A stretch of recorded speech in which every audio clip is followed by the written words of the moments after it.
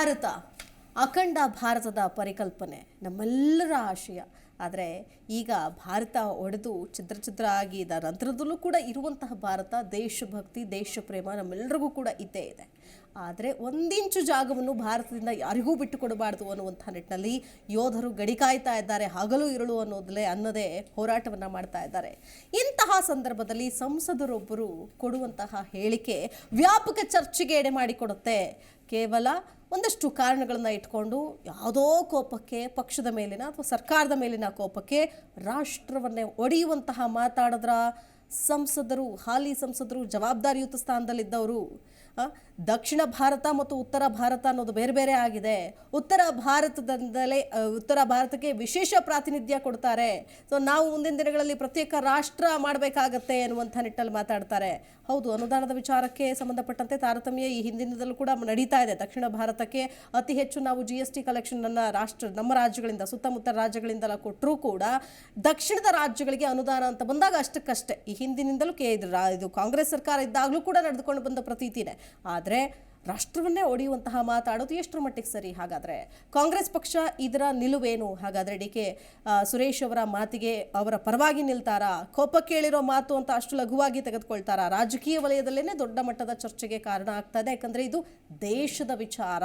ಇದೇ ವಿಚಾರಕ್ಕೆ ಸಂಬಂಧಪಟ್ಟಂತೆ ನಾವು ಕೂಡ ಚರ್ಚೆನ ಆರಂಭ ಮಾಡ್ತಾ ಹೋಗ್ತೀವಿ. ಇದೇ ಹೊತ್ತಿನ ವಿಶೇಷ ಪ್ರತ್ಯೇಕ ರಾಷ್ಟ್ರ ಕಿಚ್ಚು, DK ಸುರೇಶ್ ಹೇಳಿಕೆ ವಿವಾದ.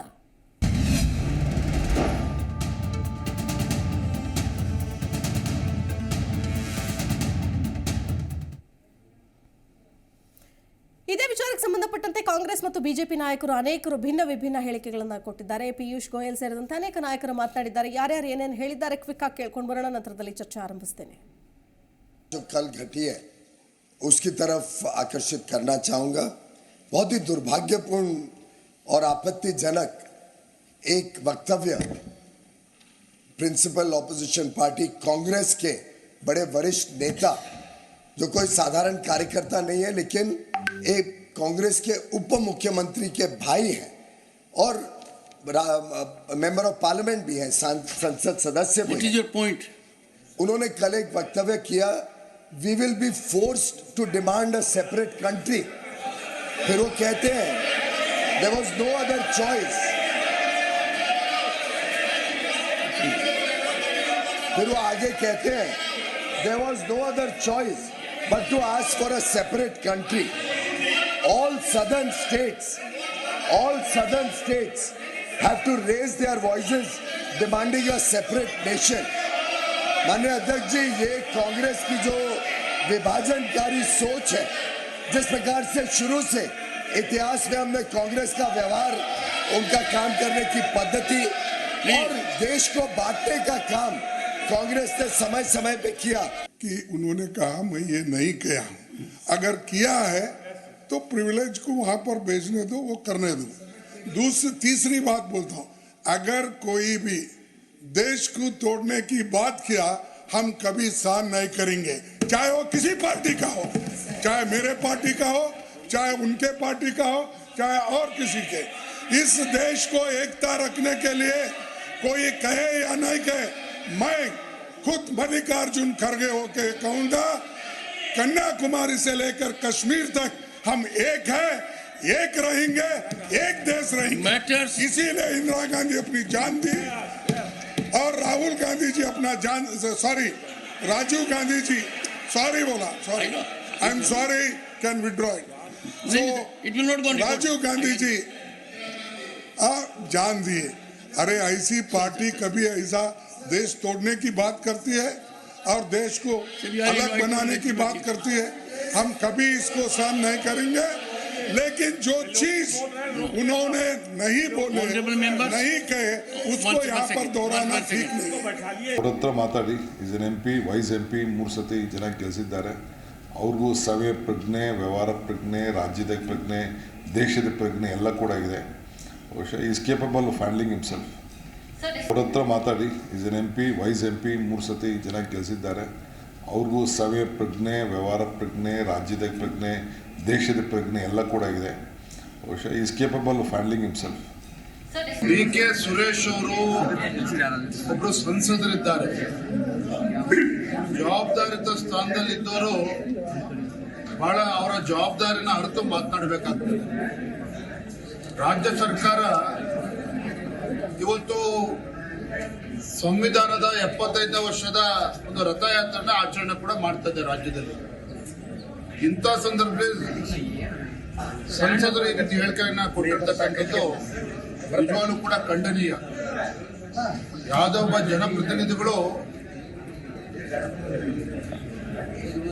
ತಮ್ಮ ಸ್ಥಾನವನ್ನು ಅಲಂಕರಿಸತಕ್ಕಂಥ ಸಂದರ್ಭದಲ್ಲಿ ಸಂವಿಧಾನವನ್ನ ಮುಂದಿಟ್ಕೊಂಡು ಪ್ರತಿಜ್ಞೆಯನ್ನ ಮಾಡ್ತಾರೆ. ಭಾರತದ ಅಖಂಡತೆಯನ್ನ ಮತ್ತು ಸಾರ್ವಭೌಮತ್ವವನ್ನ ಕಾಪಾಡ್ತೇನೆ ಅನ್ನುವ ಪ್ರತಿಜ್ಞೆಯನ್ನು ಕೂಡ ಅವ್ರು ಮಾಡಿರ್ತಾರೆ. ಬಹುಶಃ ಎಲ್ಲೋ ಒಂದ್ ಕಡೆ DK ಸುರೇಶ್ ಅವರು ಇದನ್ನ ಮರೆತಿದ್ದಾರೆ ಅಂತಕ್ಕಂಥದ್ದು ನನ್ನ ಭಾವನೆ. ಸರಿಯಾದ ರೀತಿಯ ಆರ್ಥಿಕ ನೆರವುಗಳು ಮತ್ತು ರಾಜ್ಯದ ಕಾರ್ಯಕ್ರಮಗಳಿಗೆ ಹಲವಾರು ರೀತಿಯ ಸಮಸ್ಯೆಗಳನ್ನು ಬಗೆಹರಿಸ್ತಕ್ಕಂಥದ್ರಲ್ಲಿ ನಿರ್ಲಕ್ಷಿಸಿದ್ದಾರೆ ಅಂತಕ್ಕಂಥ ಒಂದು ಕಾರಣ ಕೊಟ್ಟು ದೇಶ ವಿಭಜನೆ ಆಗಬೇಕು ಅಂತ ಏನು ಹೇಳಿದ್ದಾರೆ. ಬಹುಶಃ ಅತ್ಯಂತ ಇಮ್ಮೆಚೂರ್ ಸ್ಟೇಟ್ಮೆಂಟ್ ಅದು ನನ್ನ ಅಭಿಪ್ರಾಯದಲ್ಲಿ. ಈಗಾಗಲೇ ದೇಶದಲ್ಲಿ ಕರ್ನಾಟಕದಲ್ಲೇ ಪ್ರತಿನಿತ್ಯ ಬಿರಿಯಾನಿ ಊಟ ಮಾಡಿಸಿ ರಾಹುಲ್ ಗಾಂಧಿಯವರ ಭಾರತ್ ಜೋಡೋ ಯಾತ್ರೆ ಮಾಡಿದ್ರು.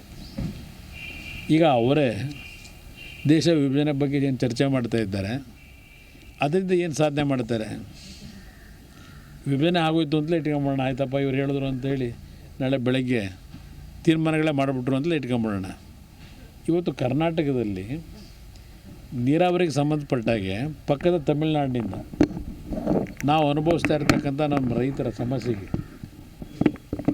ದೇಶ ವಿಭಜನೆ ಮಾಡಿ ಈ ದಕ್ಷಿಣ ಭಾರತ ಬೇರೆ ದೇಶ ಮಾಡ್ಕೊಂಡು ಅವರಿಂದ ನೀವು ನ್ಯಾಯ ಪಡೋಕ್ಕೆ ಸಾಧ್ಯ? ನೋಡ್ರಿ, ಇದೆಲ್ಲ ಈ ಎಲೆಕ್ಷನ್ ಬಂದಿದೆ, ಈಗ ಪಾರ್ಲಿಮೆಂಟ್ ಚುನಾವಣೆ. ಕಾಂಗ್ರೆಸ್ನವರು 100ಕ್ಕೆ 100 50 ಸ್ಥಾನನೂ ಬರಲ್ಲ ಈ ಸಲ. ಹೋದ ಸಲ ಯಾರೋ ಒಂದು 48-50 ಬಂದಿದ್ದರು. ಈ ಸಲ 30 ಸ್ಥಾನನೂ ಅವ್ರು ಗೆಲ್ಲಲ್ಲ. ಈಗ ಅವ್ರ ಹತ್ರ ಇಂಡಿಯಾ ಒಕ್ಕೂಟ ಇದೆಲ್ಲ ಚಿಂದಿ ಚಿತ್ರಾನ ಆಗಿಬಿಟ್ಟಿದೆ. ಈಗ ನಿತೀಶ್ ಕುಮಾರ್ ಇರ್ಬೋದು, ಮತ್ತು ಮಮತಾ ಇರ್ಬೋದು, ಎಲ್ಲರೂ ಕೂಡ ಒಬ್ಬೊಬ್ಬರು ಒಂದೊಂದು ದಿಕ್ಕಲ್ಲಿ ಹೊರಟೋಗಿದ್ದಾರೆ. ಇವರು ಹತಾಶರಾಗಿದ್ದಾರೆ. ಕರ್ನಾಟಕದಲ್ಲಿ ಕೂಡ DK ಸುರೇಶ್ ಒಬ್ಬರು ಗೆದ್ದಿದ್ರು, ಈ ಸಲ ಅವರು ಗೆಲ್ಲಲ್ಲ ಅಷ್ಟೇ, ಕ್ಲಿಯರ್ ಅಲ್ರಿ. ಅದಕ್ಕೆ ಅವರು ಹತಾಶರಾಗಿ ಮಾತಾಡಿರೋದು. ದೇಶ ವಿಭಜನೆ ಮಾಡುವಂಥದ್ದು ನೆಹರು ಮಾಡಿದ್ರು, ಪಾಕಿಸ್ತಾನ ಅವತ್ತು ವಿಭಜನೆ ಸ್ವಾತಂತ್ರ್ಯ ಪೂರ್ವದಲ್ಲಿ. ಈಗ ಅದನ್ನೇ ಮಾಡೋಕ್ಕೆ ಈಗ ಹೊರಟಿದ್ದಾರೆ. ಯಾವುದೋ ದಕ್ಷಿಣ ಭಾರತ ಉತ್ತರ ಭಾರತ ಅಂತೇಳಿ. ಇವೆಲ್ಲ ಈ ದೇಶದಲ್ಲಿ ಕಾಂಗ್ರೆಸ್ನವರು ಈ ದೇಶವನ್ನು ನಾಶ ಮಾಡಿದಂಥವ್ರು. ಅದಕ್ಕೆ ಅವ್ರನ್ನ ಜನ ಮೂಲೆಯಲ್ಲಿ ಕುಣಿಸಿದ್ದಾರೆ. ಇನ್ನೂ ಬುದ್ಧಿ ಬಂದಿಲ್ಲ ಅವ್ರಿಗೆ. ಅವ್ರ ನಡವಳಿಕೆಗಳು ಸರಿಗಿದ್ದರೆ, ದೇಶದ ಬಗ್ಗೆ ಅಭಿಮಾನ ಇದ್ದರೆ ಈ ರೀತಿಯ ಮಾತುಗಳನ್ನು, ಒಡಕು ಮಾತುಗಳನ್ನು, ದೇಶ ವಿಭಜನೆ ಮಾಡುವಂಥದ್ದನ್ನು ಮಾಡ್ತಿಲ್ಲ. ಇದನ್ನು ನಾವು ತೀವ್ರವಾಗಿ ಖಂಡಿಸ್ತೇವೆ. DK ಸುರೇಶ್ ಸಾಹೇಬ್ರು ಹೇಳಿರ್ತಕ್ಕಂಥ ಕೇಳಿದ್ದೀನಿ, ಅವ್ರ ಅಭಿಪ್ರಾಯ ಹೇಳಿದ್ದಾರೆ. ಬಟ್ ಅವ್ರು ಹೇಳಿದ್ರಲ್ಲಿ ಲಾಜಿಕ್ ಇದೆಯಲ್ಲೋ, ಸೌತ್ ಇಂಡಿಯಾದಲ್ಲಿ ಇರ್ತಕ್ಕಂಥ ಎಲ್ಲ ದುಡ್ಡನ್ನು ಏನು ನಮ್ಮದು ಶೇರ್ ಏನಿದೆ ಅದು ಮಾಡಬಾರ್ದಂತಲ್ಲ. ನಮ್ಮ ಶೇರ್ ನಮಗೇನು ಬರ್ತಾಯಿತ್ತು ಮೊದಲು 2014 ಬರ್ತಕ್ಕಂಥ ಶೇರ್ನ ಈಗ ಕಂಪೇರ್ ಮಾಡಿದ್ರೆ ಸೌತ್ ಇಂಡಿಯಾ ಕಮ್ಮಿ ಇದೆ. ತಪ್ಪೇನಿದೆ ಇದರಲ್ಲಿ? You cannot develop a caste at a state of a caste ಅನ್ನೋದು ಫೆಡರಲ್ ಸ್ಟ್ರಕ್ಚರ್ನಲ್ಲಿದೆ. ಸೊ ನಮ್ಮ ದುಡ್ಡು ನಮಗೆ ಬರಲೇಬೇಕು. ಎಕ್ಸಸ್ ದುಡ್ಡು ಅವ್ರಿಗೆ ಕೊಡಿ, ಯಾರು ಬೇಡ ಅಂತ ಹೇಳಿದ್ದಾರೆ. ಸೆಂಟ್ರಲ್ ಏಡ್ನ ಜಾಸ್ತಿ ಕೊಡಬಾರ್ದಂತಲ್ಲ, ಆದರೆ ನಮ್ಮ ಹಣ, ನಮಗೆ ಬರ್ತಕ್ಕಂಥ ಹಣನ ತೊಗೊಂಡು ಅಲ್ಲೋಗಿ ಹೋಗಿ ಡೆವಲಪ್ ಮಾಡ್ತಕ್ಕಂಥದ್ದು ಸರಿಯಲ್ಲ ಅಂತ ಅವ್ರ ವಾದ ಇದೆ. ಅದು ನನ್ನ ಸಮರ್ಥನೆ ಇದೆ. DK ಸುರೇಶ್ ಸಾಹೇಬ್ರು ಹೇಳಿರ್ತಕ್ಕಂಥ ಕೇಳಿದ್ದೀನಿ, ಅವ್ರ ಅಭಿಪ್ರಾಯ ಹೇಳಿದ್ದಾರೆ. ಬಟ್ ಸೌತ್ ಇಂಡಿಯಾದಲ್ಲಿ ಇರ್ತಕ್ಕಂಥ ಎಲ್ಲ ದುಡ್ಡನ್ನ ಏನು ನಮ್ಮದು ಶೇರ್. ರಾಜ್ಯದ ನಾಯಕರು ಒಬ್ಬೊಬ್ಬರು ಒಂದೊಂದು ರೀತಿಯಾದಂತಹ ಹೇಳಿಕೆಗಳನ್ನು ಕೊಟ್ಟಿದ್ದನ್ನು ನಾವು ಗಮನಿಸಿದ್ವಿ. ಅಷ್ಟೇ ಅಲ್ಲ, ಇದು ರಾಜ್ಯಸಭೆಯಲ್ಲೂ ಕೂಡ DK ಸುರೇಶ್ ಅವರು ಆಡಿದಂತಹ ಮಾತು ಕಿಚ್ಚುನ ಎಬ್ಸಿದೆ. ಇದೇ ವಿಷಯಕ್ಕೆ ಸಂಬಂಧಪಟ್ಟಂತೆ ನಾವು ಕೂಡ ಚರ್ಚೆಯನ್ನು ಆರಂಭಿಸ್ತಾ ಹೋಗ್ತೀವಿ. ನನ್ನ ಜೊತೆಗೆ ಅತಿಥಿಗಳು ಕೂಡ ಜಾಯ್ನ್ ಆಗ್ತಾ ಹೋಗ್ತಾರೆ. AAP ಪಕ್ಷದ ವಕ್ತಾರರಾದಂತಹ ಡಾಕ್ಟರ್ ಕಿಶೋರ್ ಕುಮಾರ್ ಇದ್ದಾರೆ. ನಮಸ್ಕಾರ ಸರ್, ಕಾರ್ಯಕ್ರಮಕ್ಕೆ ಸ್ವಾಗತ. ಇನ್ನು BJPಯಿಂದ ಗೋವಿಂದರಾಜು ಅವರು ಜಾಯ್ನ್ ಆಗ್ತಾ ಇದ್ದಾರೆ. ನಮಸ್ಕಾರ ಸರ್, ಕಾರ್ಯಕ್ರಮಕ್ಕೆ ಸ್ವಾಗತ. ಕಾಂಗ್ರೆಸ್ಸಿಂದ ದರ್ಶನ್ ಅವರು ಜಾಯ್ನ್ ಆಗ್ತಾ ಇದ್ದಾರೆ. ನಮಸ್ಕಾರ ಸರ್, ಕಾರ್ಯಕ್ರಮಕ್ಕೆ ಸ್ವಾಗತ. ಅದರ ಜೊತೆಗೆ ಈರಣ್ಣ JDS ವಕ್ತಾರರು, ನಮಸ್ಕಾರ, ಕಾರ್ಯಕ್ರಮಕ್ಕೆ ಸ್ವಾಗತ. ಆರ್ಥಿಕ ತಜ್ಞರಾದಂತಹ ವೆಂಕೋಬ್ರಾವ್ ಜಾಯ್ನ್ ಆಗ್ತಾ ಇದ್ದಾರೆ. ವೆಂಕೋಬ್ರಾವ್ ಅವರೇ ನಮಸ್ಕಾರ, ಕಾರ್ಯಕ್ರಮಕ್ಕೆ ಸ್ವಾಗತ. ನಮಸ್ತೆ. Okay, S. ದರ್ಶನ್ ಅವರು, ಎಷ್ಟರ ಮಟ್ಟಿಗೆ ಸರಿ ನಿಮ್ಮ ನಾಯಕರು ಇಂತಹ ಒಂದು ಹೇಳಿಕೆಯನ್ನು ಕೊಡೋದು? ಫಸ್ಟ್ ರಿಯಾಕ್ಷನ್ ತಗೊಂಡು ನಾನು ಮುಂದಕ್ಕೆ ಹೋಗ್ತೀನಿ. ಮೇಡಮ್, ಈ ದೇಶನ ಒಕ್ಕೂಟ ವ್ಯವಸ್ಥೆಯನ್ನಾಗಿ ಮಾಡಿ ಏನಾದರೂ ಒಂದು ಸಾಧನೆ ಮಾಡಿತ್ತು ಅಂದರೆ ಕಾಂಗ್ರೆಸ್. ಮೊದಲು ಈ ದೇಶಕ್ಕೆ ಸಂವಿಧಾನ ಕೊಟ್ಟಿದ್ದು ಕಾಂಗ್ರೆಸ್, ಸ್ವಾತಂತ್ರ್ಯ ಕೊಟ್ಟಿದ್ದು ಕಾಂಗ್ರೆಸ್. ಅದಕ್ಕೆ ಒಡೆಯೋದು ಕನ್ಯಾಕುಮಾರಿಯಿಂದ ಕಾಶ್ಮೀರ ತನಕ ಪ್ರತಿಯೊಬ್ಬ ಭಾರತೀಯ ಪ್ರಜೆ ನಾಗರಿಕ ಅಂತ ಪ್ರತಿಯೊಬ್ಬರಿಗೂ ಎಲ್ಲ ರೀತಿಯ ಸಮಾನ ಹಕ್ಕನ್ನು ಕೊಟ್ಟಿರ್ತಕ್ಕಂಥದ್ದು ಕಾಂಗ್ರೆಸ್. ಹೌದು, ಕನ್ನಡ ತಾಯಿ ಮಕ್ಕಳು ರೇಷ್ಮೆ ನೂಲನ್ನು ನೇಯ್ದು ಕೇಂದ್ರಕ್ಕೆ ರೇಷ್ಮೆ ಸೀರೆ ಕಳಿಸ್ರಪ್ಪ ಕನ್ನಡ ತಾಯಿಗೆ ಅಂತಂದರೆ ಹರಕಲು ಸೀರೆನೂ ಕೊಡ್ತಾ ಇಲ್ಲಲ್ಲ ಇವರಿಗೆ ಕೊನೆ ಪಕ್ಷ ಕಿಂಚಿತ್ತಾದರೂ ಕಳಕಳಿನೋ ಅಥವಾ ಮಾನವೀಯತೆ ಇದೆಯಾ? ನಮ್ಮಿಂದ ದುಪ್ಪಟ್ಟು ತೆರಿಗೆ ಹಣವನ್ನು ಸಂಗ್ರಹ ಮಾಡಿ, ಅದು ನೇರ ತೆರಿಗೆ ಇರ್ಬೋದು ಅಥವಾ GST ಆಗಿರ್ಬೋದು, ನಮ್ಮ ಹಕ್ಕಲ್ವ ಕೇಳುವಂಥದ್ದು. ಇವರು ಕೊಡ್ತಾ ಇರ್ತಕ್ಕಂಥ ಪರ್ಸೆಂಟೇಜ್ ಆಫ್ ತೆರಿಗೆ ಪ್ರತಿ ವರ್ಷದಿಂದ ವರ್ಷಕ್ಕೆ ಈ ಸರಿ ನಮಗೆ ಸುಮಾರು 60,000 ಕೋಟಿಯಷ್ಟು ನಮ್ಮ ಹಣ ನಮಗೆ ವಾಪಸ್ ಕೊಡ್ತಾ ಇಲ್ಲ. ನಿಮಗೆ 75,000 ಕೋಟಿಯಷ್ಟು ನಿಮಗೆ ಸಾಲದ ರೂಪದಲ್ಲಿ ಕೊಡ್ತೀವಿ ಅಂತ ಹೇಳ್ತಾರೆ. 14 ಲಕ್ಷ ಕೋಟಿಯಷ್ಟು ನಮ್ಮಿಂದ ತೆರಿಗೆಯನ್ನು ಸಂಗ್ರಹ ಮಾಡ್ತಾರೆ. 50,000 ಕೋಟಿ ನಿಮಗೆ ತೆರಿಗೆ ಹಣ ವಾಪಸ್ ಕೊಡ್ತೀವಿ ಅಂತಂದರೆ ಒಳಗಡೆ ಕನ್ನಡ ತಾಯಿಯ ಮಕ್ಕಳ ಕಿಚ್ಚು ಹೇಳೋದಿಲ್ವ ಮೇಡಮ್? Okay fine. ಗೋವಿಂದರಾಜ್ ಅವರು ಏನು ಹೇಳ್ತೀರಿ? ದರ್ಶನ್ ಅವರು ಇಲ್ಲಿ ಬಂದು ಕಾಂಗ್ರೆಸ್ ವಕ್ತಾರರಾಗಿದ್ದಾರೋ ಇಲ್ಲ ಕೇವಲ ನಮ್ಮ ಕರ್ನಾಟಕಕ್ಕೆ ಮಾತ್ರ ವಿಚಾರ ಇಟ್ಕೊಂಡು ಮಾತಾಡ್ತಾರೆ ಮುಂದೆ ಹೇಳಿ ಸರ್. ಮೊದಲು ಕನ್ನಡಿಗ ಆಯಿತಾ? ಏಕೆಂದರೆ ಇವತ್ತು ಮೇಡಮ್ ಏನು ಭಾರತಕ್ಕೆ 1947ರಲ್ಲಿ ಸ್ವಾತಂತ್ರ್ಯ ಬಂತಲ್ಲ, ಆ ಬಂದಂಥ ಸಂದರ್ಭದಲ್ಲಿ ಕಾಂಗ್ರೆಸ್ನವ್ರಿಗೆ ದೇಶವನ್ನು ಹೇಗೆ ರಕ್ಷಣೆ ಮಾಡ್ಕೊಬೇಕು, ದೇಶವನ್ನು ಒಂದಾಗಿಟ್ಕೊಬೇಕು ಅಂತ ಅವತ್ತೇ ಅನ್ನಿಸ್ಲಿಲ್ಲ. ಏಕೆಂದರೆ ಅವತ್ತೇ ಈ ದೇಶವನ್ನು 3 ಭಾಗ ಮಾಡಿದ್ದೆ ಇದೇ ಕಾಂಗ್ರೆಸ್ನವರು.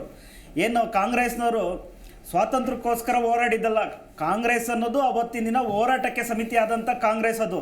ಇವತ್ತು ನೀವು ರಾಜಕೀಯ ಪಕ್ಷದ ಕಾಂಗ್ರೆಸ್ಸನ್ನು ಕೇಳಿದ್ರೆ ಇವತ್ತು ನಗಾಡ ಪರಿಸ್ಥಿತಿಗೆ ಬಂದಿದೆ ಅಂದರೆ ಅದು ನಿಮ್ಮಂಥವರಿಂದ ಅರ್ಥ ಮಾಡ್ಕೊಳ್ಳಿ. ಏಕೆಂದರೆ ಅದೇ ರೀತಿ ಇವತ್ತು ಕರ್ನಾಟಕದಲ್ಲೂ ಸಹ ಸನ್ಮಾನ್ಯ DK ಸುರೇಶ್ ಅವರು ಸಹ ಅವ್ರಿಗೆಲ್ಲ ಒಂದು ಕಡೆ ಕನಕಪುರದಲ್ಲಿ ಬಂಡೆ ಹೊಡೆದು ಏನಾಗಿದೆ ಅಂದರೆ ಒಡೆಯೋ ಅಂಥ ಭಾವನೆಗಳೇ ಉಟ್ಕೊಂಡ್ಬಿಟ್ಟಿದೆ ಅವ್ರ ಮನಸ್ಸಿನಲ್ಲಿ. ಯಾಕೆಂದರೆ ಇಡೀ ದೇಶದಲ್ಲಿ ಅವರೆಲ್ಲ ಕಳೆದ ಚುನಾವಣೆಯಲ್ಲಿ ಅವರ DK ಶಿವಕುಮಾರ್ ಅವರು CM ಆಗಬೇಕಾಯಿತು, ಅದಾಗ್ತಾ ಇಲ್ಲ. ಒಂದೆಲ್ಲ ಒಂದು ಕಡೆ ದೃಷ್ಟಿಯಲ್ಲಿ ಇವತ್ತು ಏನೋ ಮಾಡಿ ಸೌತ್ ಇಂಡಿಯಾ ಅಂತ ಒಂದು ದೇಶವನ್ನು ಇಬ್ಬಾಗ ಮಾಡ್ಕೊಂಬಿಟ್ರೆ ಬಹುಶಃ ಅವ್ರ ಅಣ್ಣನೇ ಎಲ್ಲ ಒಂದು ಕಡೆ ಪ್ರಧಾನಮಂತ್ರಿಯಾಗಿ ಕೂತ್ಕೊಬೋದು ಅಂತೆಲ್ಲ ಒಂದು ದೂರದೃಷ್ಟಿ ಇಟ್ಕೊಂಡು ಭವಿಷ್ಯ ಈ ರೀತಿಯಾದ ಒಂದು ಹೇಳಿಕೆಯನ್ನು ಕೊಡ್ತಾ ಇದ್ದಾರೆ. ಇವತ್ತು ಕಾಂಗ್ರೆಸ್ಸಿಂದ ಎಲ್ಲ ಒಡೆದ ಆಳುವ ನೀತಿಗಳೇ ಉಟ್ಕೊಂಡಿದೆ ಹೊರತು ಜೋಡಿಸೋ ಕೆಲಸ ಆಗ್ತಾ ಇಲ್ಲ. ಇವ್ರ ನಾಯಕರಾದ ರಾಹುಲ್ ಗಾಂಧಿ ಅವರು ಇಡೀ ದೇಶದಲ್ಲಿ ಎಲ್ಲೋ ಒಂದು ಕಡೆ ಜೋಡೋ ಯಾತ್ರೆ ಮಾಡ್ತಾ ಇದ್ರೆ, ಇಲ್ಲಿ ತೋಡೋ ಯಾತ್ರೆ ಕರ್ನಾಟಕದಿಂದಲೇ ಸ್ಟಾರ್ಟ್ ಆಗಿದೆ. ಭವಿಷ್ಯ ನೋಡೋಣ, ಮುಂದಿನ ದಿನದಲ್ಲಿ ಬರ್ತಕ್ಕಂಥ ದಿನಗಳು ತೋಡ ಆಗುತ್ತಾ ಜೋಡ ಆಗುತ್ತಾ ಇಲ್ಲ ಕಾಂಗ್ರೆಸ್ ಚೋಡ ಆಗುತ್ತಾ ಇಡೀ ದೇಶದಲ್ಲಿ ಭವಿಷ್ಯ ಕಾಯ್ದು ನೋಡೋಣ. ಇವ್ರು ಹೇಳ್ತಾ ಇದ್ರು ಕರ್ನಾಟಕ ಸರ್ಕಾರದಿಂದ ಕೇಂದ್ರ ಸರ್ಕಾರದಿಂದ ಯಾವುದೇ ಅನುದಾನ ಬರ್ತಾ ಇಲ್ಲ ಅಂತ. ಮೇಡಮ್ ಕರ್ನಾಟಕಕ್ಕೆ ಪ್ರತಿಯೊಂದು ಏನಿದೆಯಲ್ಲ GST ಅನ್ನೋದು ಹೋಗ್ತಾ ಇದೆಯಲ್ಲ, ಅದು 9% ಇಲ್ಲೇ ಉಳ್ಕೊಳ್ಳುತ್ತೆ. ಹೋಗೋಂಥ 9% ಅನುದಾನವಾಗಿ ವಾಪಸ್ ಬರುವಂಥದ್ದು ವ್ಯವಸ್ಥೆ ಇರತಕ್ಕಂಥದ್ದು. ಅದನ್ನು GST ಕೌನ್ಸಿಲ್ಗೆ ಸನ್ಮಾನ್ಯ ಹಣಕಾಸು ಸಚಿವರು ಮೆಂಬರ್ ಆಗಿರ್ತಾರೆ. ಆ ಸಚಿವರು ಇವರು ಮೆಂಬರ್ ಆಗಿರ್ತಕ್ಕಂಥ ಸನ್ಮಾನ್ಯ ಸಿದ್ದರಾಮಯ್ಯನವರು ಅವರು ಹೋಗೋಕ್ಕಾಗದೆ ಇನ್ನೊಬ್ರನ್ನ ಕಳಿಸ್ತಾರೆ. ಇವತ್ತು ಇಲ್ಲಿ ಕೂತ್ಕೊಂಡು ಮಾತಾಡ್ತಾ ಇದ್ದಾರೆ. ಅಲ್ಲಿ ಹೋಗ್ಬಿಟ್ಟು ಇರ್ತಕ್ಕಂಥ ಡಿಮ್ಯಾಂಡ್ ಏನಿದೆ ಅದನ್ನು ಅವ್ರನ್ನ ಕ್ಲೈಮ್ ಮಾಡೋದಕ್ಕೆ ಎಲ್ಲ ರೀತಿಯ ಅವ್ರಿಗೆ ಅರ್ಹತೆ ಇದೆ. ಆದರೆ ಇಲ್ಲಿ ಕೂತ್ಕೊಂಡು ಮಾತ್ರ ಮೀಡಿಯಾ ಮುಂದೆ ಮಾತ್ರ ಮಾತಾಡ್ತಾ ಇದ್ದಾರೆ ಬಿಟ್ರೆ ಇಲ್ಲಿವರೆಗೂ ಅಲ್ಲಿ ಹೋಗಿ ಕೂತ್ಕೊಂಡು ಏನು ಕೆಲಸ ಆಗಬೇಕು, ನಮ್ಮ ಅರ್ಜಿಗೆ ಎಷ್ಟು ಬರಬೇಕಂತ ಇಲ್ಲಿವರೆಗೂ ಕೇಳೋಂತ ಒಂದು ಮೀಟಿಂಗ್ ಅಟೆಂಡ್ ಮಾಡಿಲ್ಲ. ಮೇಡಮ್ ಇವತ್ತು ಸಾಕಷ್ಟು ಅನುದಾನ ಕಳೆದ 10 ವರ್ಷದಲ್ಲಿ 2,70,000 ಕೋಟಿಗಿಂತ ಹೆಚ್ಚಿನದಾಗಿ ಅನುದಾನ ಬಂದಿದೆ. ಕಾಂಗ್ರೆಸ್ ಇವು ಅಂಕಿಅಂಶಗಳು ಹೇಳಿದ್ರೆ ಎಲ್ಲ ಒಂದ್ ಕಡೆ ಬೆಂಕಿ ತರ ಆಗ್ತಾ ಇದೆ. ಶಿವಕುಮಾರ್ ಅವರು ಸೊ ಅಖಂಡ ಭಾರತದ ಕನಸು ಕಂಡಂತಹ ಜನತೆಗೆ ಭಾರತ, ದೇಶ ಪ್ರೇಮ, ದೇಶಭಕ್ತಿ ಅನ್ನುವಂತಹ ವಿಚಾರಗಳು ಬಂದಾಗಲೆಲ್ಲವೂ ಕೂಡ ಧ್ವನಿ ಎತ್ತುವಂತಹ ಜನ ಈಗ ಒಂದು ಹಿಂಗಾಗಿದ್ಯಾ, ನಮ್ಮನ್ನು ಗೆಲ್ಸಿ ನೀವೇನೋ ಒಕ್ಕೂಟ ಮಾಡ್ಕೊಂಡಿದ್ದೀರಲ್ಲ, ನಾವಿದನ್ನು ಬದಲಾಯಿಸ್ತೀವಿ ಅನ್ನುವಂತಹ ಒಂದು ದೂರ ಆಲೋಚನೆ ಇರಬೇಕೆ ಹೊರತು ರಾಷ್ಟ್ರವನ್ನೇ ಹೊಡಿತೀವಿ, ಭಾಗ ಮಾಡ್ತೀವಿ, ಪ್ರತ್ಯೇಕ ರಾಷ್ಟ್ರ ಮಾಡ್ಕೊಳ್ತೀವಿ, ಇದು ಯಾವ ಮಟ್ಟಿಗೆ ಒಂದು ಒಂದು ಇದು ಅಂತ ಹೇಳ್ತೀರಿ? ಏನು ಹೇಳ್ತೀರಿ? ನೋಡಿ, ಈ ಹೇಳಿಕೆಗೂ ಇಂಡಿಯಾ ಅಲಯನ್ಸ್ಗೂ ಏನು ಸಂಬಂಧ ಇಲ್ಲ. ಇದು DK ಸುರೇಶ್ ಅವರ ಹೇಳಿಕೆ ಇರ್ಬೋದು ಅಥವಾ ಕಾಂಗ್ರೆಸ್ ಅವ್ರ ಪಕ್ಷದ ಹೇಳಿಕೆ ಇರ್ಬೋದು. ಮತ್ತೆ ಮೊದಲನೇದಾಗಿ ಈ ಹೇಳಿಕೆಯನ್ನು ಖಂಡಿಸ್ತೀವಿ ನಾವು. ಮತ್ತೆ ಇದು 2 ಆಯಾಮದಲ್ಲಿ ನೋಡ್ಬೇಕಾಗತ್ತೆ. ನೋಡಿ, ಮೊದಲನೇದಾಗಿ ನಿನ್ನೆ ಕೇಂದ್ರ ಬಜೆಟ್ ಬಂದಿದೆ. ಆ ಬಜೆಟ್ಗೆ ಪ್ರತಿಕ್ರಿಯೆ ಕೊಡೋ ಸಂದರ್ಭದಲ್ಲಿ DK ಶಿವಕುಮಾರ್ ಇಂಥ ಒಂದು ಹೇಳಿಕೆ ಕೊಟ್ಟಿದ್ದಾರೆ. DK ಸುರೇಶ್ ಅವರು ಸರಿ ಓಕೆ. ಈಗ ಈ ನಿನ್ನೆ ಬಜೆಟ್ ಬಂದಿದ್ದು ನೋಡಿದ್ರೆ ಮತ್ತೆ ಇವತ್ತು ಅದಕ್ಕೆ ಇವರು ಕಾಂಗ್ರೆಸ್ DK ಸುರೇಶ್ ಅವ್ರು ಕೊಡ್ತಾ ಇರೋ ರಿಯಾಕ್ಷನ್ ನೋಡ್ತಿದ್ರೆ ಈ 2 ಪಕ್ಷಗಳ ಹತಾಶ ಮನೋಭಾವ ಕಾಣುತ್ತೆ. ಮೊದಲನೇದಾಗಿ ಬಜೆಟ್ ಬಗ್ಗೆ ಮಾತಾಡೋಣ. ಬಿಜೆಪಿನವ್ರು ಹೇಗೆ ಅಂತಂದ್ರೆ ಅನುದಾನ ನಾವು ಕರ್ನಾಟಕಕ್ಕೆ ಅಷ್ಟೇ ಅಲ್ಲ, ದಕ್ಷಿಣ ಭಾರತಕ್ಕೆ ಅಷ್ಟೇ ಕೊಡೋದು ಅವಶ್ಯಕತೆ ಇಲ್ಲ. ಯಾಕಂತಂದ್ರೆ ಇದ್ದು ಒಂದು ರಾಜ್ಯದಲ್ಲೂ ಅವ್ರು ಅಧಿಕಾರ ಕಳ್ಕೊಂಡಿದ್ದಾರೆ, ಯಾವುದೇ ಒಂದು ರಾಜ್ಯದಲ್ಲೂ ಅಧಿಕಾರ ಹಿಡಿಯೋ ಸಾಧ್ಯತೆಗಳಿಲ್ಲ. ಸೊ ಅನುದಾನ ಕೊಟ್ಟರೇನು, ಒಂದು ಸ್ಪೆಷಲ್ ಪ್ಯಾಕೇಜ್ ಕೊಟ್ಟರು ನಾವೇನಲ್ಲ ಅಧಿಕಾರ ಹಿಡಿಯೋ ಸಾಧ್ಯತೆಗಳಿಲ್ಲ. ಹಾಗಾಗಿ ನಾವು ಉತ್ತರ ಭಾರತ ಅಷ್ಟೇ ನೋಡ್ಕೊಂಡಿರೋ ಒಂದು ಭಾವನೆ ಬಂದಿರ್ಬೋದು ಬಿಜೆಪಿಯಲ್ಲಿ. ಹಾಗಾಗಿ ಅವ್ರು ಹತಾಶ ಆಗ್ಬಿಟ್ಟಿದ್ದಾರೆ. ದಕ್ಷಿಣ ಭಾರತ ನಾವು ಎಷ್ಟೇ ಪ್ರಯತ್ನ ಪಟ್ಟರು ಅಲ್ಲಿ ಅಧಿಕಾರ ಹಿಡಿಯಕ್ಕೆ ಆಗ್ತಿಲ್ಲ ಅಂತ. ಮತ್ತೆ ಅದೇ ಕಾಂಗ್ರೆಸ್ ಬಂದ್ರೆ ಅವ್ರು ಏನಂತಂದ್ರೆ ಇವತ್ತಿನ ದಿವಸ ಹೊಡೆಯೋವಂಥ ಒಂದು ಮಾತು ಇವತ್ತಿನ ದಿವಸ ಅಥವಾ ಸ್ಟ್ರಾಟಜಿನ ಏನೋ ಗೊತ್ತಾಗ್ತಾ ಇಲ್ಲ. ಯಾಕಂತಂದ್ರೆ ಈಗ ಉತ್ತರ ಭಾರತದ ರಾಜ್ಯಗಳಲ್ಲಿ ನೋಡಿದ್ರೆ ಆಲ್ಮೋಸ್ಟ್ ಎಲ್ಲ ನಶಿಸಿ ಹೋಗ್ತಾ ಇದೆ. ಕಾಂಗ್ರೆಸ್ ಎಲ್ಲೂ ಇಲ್ಲ ಅಲ್ಲಿ. ಹಿಮಾಚಲ ಪ್ರದೇಶ ಅನ್ನೋ ಒಂದು ಸಣ್ಣ ರಾಜ್ಯ ಬಿಟ್ಟರೆ ಎಲ್ಲೂ ಕಾಂಗ್ರೆಸ್ ಅಧಿಕಾರದಲ್ಲೂ ಇಲ್ಲ. ಎಲ್ಲೋ ಒಂದು ಇಲ್ಲಿ ಬಿಹಾರದಲ್ಲಿ ಅಂಗಪಕ್ಷ ಆಗಿತ್ತು, ಅದನ್ನು ಈಗ ಒಂದು 3-4 ದಿವಸದಿಂದ ಅದನ್ನು ಹೋಯ್ತು. ಸೊ ಎಲ್ಲೂ ಅಧಿಕಾರದಲ್ಲಿ ಇಲ್ಲದೇ ಇರೋದ್ರಿಂದ ಬಹುಶಃ ನಾವು ಯಾರು ವಿಭಜನೆ ಮಾಡಿಬಿಟ್ರೆ ದಕ್ಷಿಣ ಭಾರತದಲ್ಲಿ ಯಾರು ನಾವು ಅಧಿಕಾರಕ್ಕೆ ಬಂದು ನಾವೇ ಪ್ರಧಾನಮಂತ್ರಿಗಳಾಗ್ಬೋದು ಅನ್ನೋ ಒಂದು ಕನಸೇನೋ ಕಾಣ್ತಿದ್ದಾರೆ ಅನ್ನೋ ಗೊತ್ತಿಲ್ಲ. ಸೊ ಹಾಗಾಗಿ ಈಗಾಗಲೇ 1947ರಲ್ಲಿ ಸ್ವಾತಂತ್ರ್ಯ ಬಂದಾಗ ವಿಭಜನೆ ಆಗಿದ್ದು ಅದ್ರ ಪರಿಣಾಮಗಳು ಈಗಲೂ ಅನುಭವಿಸ್ತಾ ಇದೀವಿ ನಾವು. ಅಂಥ ಸಂದರ್ಭದಲ್ಲಿ ಇವರು ಮತ್ತೆ ವಿಭಜನೆ ಕೂಗಿ ಎತ್ತಿರೋದು ತುಂಬ ತಪ್ಪಾಗುತ್ತೆ. ನಿನ್ನೆ ಡಿ ಕೆ ಶಿವಕುಮಾರ್ ಅವರ ಹೇಳಿಕೆಯನ್ನು ನೋಡಿದೆ. ಇದು ಹೇಗಿದೆ ಅಂದ್ರೆ ಅಣ್ಣ ತಮ್ಮಂದ್ರು ನೆಮ್ಮದಿಯಾಗಿ ಮಲಗಿರೋ ಮಗುನ ನೀನ್ ಗಿಂಟ್ ಎದ್ದೇಳ್ಸಪ್ಪ ನಾನು ತೂಗುಟ್ ಮಲಗಿಸ್ತೀನಿ ಅನ್ನೋ ತರ ಕಾಣ್ತಿದೆ ನೋಡ್ತೀವಿ. ಎಸ್ ಈರಣ್ಣ ಅವ್ರು ಏನು ಹೇಳ್ತೀರಿ? ಈಗ ಒಂದು ಕಡೆ ರಾಷ್ಟ್ರ ವಿಭಜನೆ ಅನ್ನುವಂತಹ ಮಾತನ್ನ ಅಷ್ಟು ಈಸಿಯಾಗಿ ಯಾರು ಯಾವ ಸಂದರ್ಭದಲ್ಲೂ ಕೂಡ ಆಡೋದಕ್ಕಾಗೋದಿಲ್ಲ. ಸಿಟ್ಟು ಬಂತು ಅಂದಿದ ತಕ್ಷಣ ನಾವು ನಾವೇ ಬೇರೆ ನೀವೇ ಬೇರೆ ಅಂತ ಹೇಳೋಕ್ಕಾಗಲ್ಲ. ಕನ್ಯಾಕುಮಾರಿಯಿಂದ ಕಾಶ್ಮೀರದವರೆಗೂ ಇರುವಂಥದ್ದೇ ಭಾರತ. ಸೊ ಅವಾಗಲೇ ಅದನ್ನ ಭಾರತ ಅಂತ ಕರೆಸ್ಕೊಳ್ಳೋದು. ದಕ್ಷಿಣ ಉತ್ತರ ಅನ್ನುವಂಥ ತಾರತಮ್ಯ ಇದ್ರೆ ಅದನ್ನ ಹೋಗ್ಲಾಡಿಸೋದಕ್ಕೆ ಏನು ಪ್ರಯತ್ನಗಳು ಅದನ್ನು ಮಾಡಬೇಕು, ಅದನ್ನ ಒಡೆಯುವಂತಹ ಪ್ರಯತ್ನಗಳನ್ನು ಮಾಡಬಾರ್ದು. ಈಗ ಆಲ್ರೆಡಿ ಅವಿಭಕ್ತ ಕುಟುಂಬಗಳು ಸಾಕಷ್ಟು ನೋಡ್ತಾ ಇದ್ದೀವಿ. ಯಾಕಂತಂದರೆ ಈಗಾಗಲೇ ಒಂದು ಕಡೆ ಎಲ್ಲ ಕೂಡಿ ಇದ್ದಂತಹ ಕುಟುಂಬಗಳು ಬೇರೆ ಬೇರೆ ಬೇರೆ ಚಿತ್ರ ಆಗಿ ಎಲ್ಲ ಸಣ್ಣ ನ್ಯೂಕ್ಲಿಯರ್ ಫ್ಯಾಮಿಲಿಗಳು ಆಗೋಗ್ಬಿಟ್ಟಿದೆ ದೇಶದಲ್ಲಿ. ಆದರೆ ದೇಶನೂ ಒಡೆದು ಅದನ್ನು ನ್ಯೂಕ್ಲಿಯರ್ ಮಾಡ್ತೀವಿ ಅನ್ನೋದು ಎಷ್ಟರ ಮಟ್ಟಿಗೆ ಸರಿ, ಏನು ಹೇಳ್ತೀವಿ? ನೋಡಿ ಮೇಡಮ್, ಇವು ಹೇಳ್ಬೇಕಂದ್ರೆ ವಿಶ್ವದಲ್ಲೇ ಅತ್ಯಂತ ಒಂದು ಭಾರತ ತಾಂಬೆಯನ್ನು ಇವತ್ತಿನ ದಿವಸ ಯಾವ ದೇಶದ್ದು ಕೂಡ ಭಾರತ ಕನ್ಯಾಕುಮಾರಿಯಿಂದ ಕಾಶ್ಮೀರವರೆಗೆ ಕೂಡ ಇಷ್ಟೊಂದು ಭಾರತದ ಅಂತಕ್ಕಂಥ ಭವ್ಯವಾದ ರಾಷ್ಟ್ರದ ಒಂದು ಆಕೃತಿ ನೋಡೋಕೆ ಎಲ್ಲಿ ಸಿಗೋಕ್ಕೆ ಸಾಧ್ಯನೇ ಇಲ್ಲ. ಯಾಕೆ ಈ ವಿಚಾರ ಹೇಳ್ತಾ ಇದ್ದೇವೆ ಅಂದರೆ ಕಾಂಗ್ರೆಸ್ ನಾಯಕರು ಸ್ವತಂತ್ರ ಸಿಗೋಕ್ಕಿಂತ ಮುಂಚೆ ಈ ದೇಶಕ್ಕಾಗಿ ಈ ಭಾರತಕ್ಕಾಗಿ ಎಷ್ಟೊಂದು ಇವತ್ತು ಮರಣದಂಡನೆ ಆಗಿದ್ದಾವೆ, ಎಷ್ಟೊಂದು ಜೀವವನ್ನು ಹೋಗಿದ್ದೇವೆ ಅನ್ನೋ ಕಾಂಗ್ರೆಸ್ ನಾಯಕರು ನೆನಪಾರ್ದಂಗಂತ ನನ್ನ ಅಭಿಪ್ರಾಯ ಇದೆ. ಯಾಕಂದರೆ ಕಿತ್ತೂರು ರಾಣಿ ಚೆನ್ನಮ್ಮ ಆಗಿರ್ಬೋದು, ಸಂಗೊಳ್ಳಿ ರಾಯಣ್ಣ ಆಗಿರ್ಬೋದು, ಕೆಂಪೇಗೌಡ ಆಗಿರ್ಬೋದು, ಕರ್ನಾಟಕ ಒಣಕೆ ಓಬವ್ವ ಅನೇಕರು ಈ ದೇಶಕ್ಕಾಗಿ ಈ ರಾಜ್ಯಕ್ಕಾಗಿ ತಮ್ಮ ಜೀವವನ್ನೇ ಮುಡುಪಿಟ್ಟು ಹೋರಾಡಿರ್ತಕ್ಕಂಥ ಉದಾಹರಣೆಗಳು ಮತ್ತು ಎಲ್ಲರೂ ಕೂಡ ಕಾಂಗ್ರೆಸ್ ಪಕ್ಷದವರು ನೋಡಿದ್ದಾರೆ ಮತ್ತು ಎಲ್ಲರೂ ಭಾರತ ಪ್ರಜೆಗಳೆಲ್ಲರೂ ನೋಡಿದ್ದಾರೆ. ನೋಡಿದ್ರೂ ಕೂಡ ಇಷ್ಟೊಂದು ಅಧಿಕಾರದ ಹತಾಶೆಗಾಗಿ ಇಷ್ಟೊಂದು ಇಂಥ ಒಂದು ವಿಚಾರ ದೇಶ ವಿಭಜನೆಯ ಕನಸನ್ನು ಕಟ್ಟಿಕೊಂಡಿರ್ತಕ್ಕಂಥ ಕಾಂಗ್ರೆಸ್ ನಾಯಕರ ಮನಸ್ಥಿತಿ ಈ ಅಧಿಕಾರದ ಒಂದು ಯಾಮೋಹದಲ್ಲಿ ಎಷ್ಟರ ಮಟ್ಟಿಗೆ ಮುಣಿಗ್ಯಾರ ಅನ್ನೋದು ಇವತ್ತಿನ ದಿವಸ ಅವ್ರ ಹೇಳಿಕೆನೇ ಕೂಡ ಗೊತ್ತಾಗ್ತದೆ. ಹಾಗಿರೋದ್ರಿಂದ ಕಾಂಗ್ರೆಸ್ ನಾಯಕರು ಇವತ್ತು ದೇಶದಲ್ಲಿ ಎಷ್ಟು 70 ವರ್ಷಗಳ ಕಾಲ ಆಡಳಿತ ಮಾಡಿರ್ತಕ್ಕಂಥ ಪಕ್ಷ ಈ ದೇಶ ಒಡೆಯುವುದು, ಇವತ್ತು ಬಾಂಗ್ಲಾದೇಶ ಆಗಿರ್ಬೋದು, ಪಾಕಿಸ್ತಾನ ಆಗಿರ್ಬೋದು, ಈ ದೇಶವನ್ನು ಒಡಿತಕ್ಕಂಥದ್ದು ಕಾಂಗ್ರೆಸ್ಸಿನ ಪೂರ್ವದಲ್ಲೇ ಇರ್ತಕ್ಕಂಥದ್ದು ಇದೊಂದು ಚಾಟಿ ಅಂತ ನಾನು ಹೇಳಕ್ಕೆ ಬಯಸ್ತೀನಿ.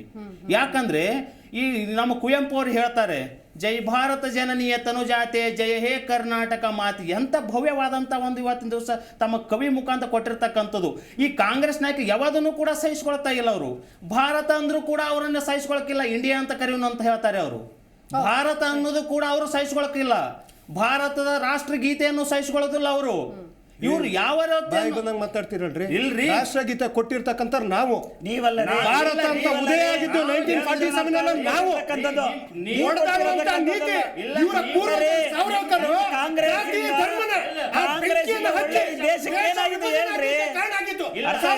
ಅರ್ಥ ಆಯ್ತಲ್ರಿ?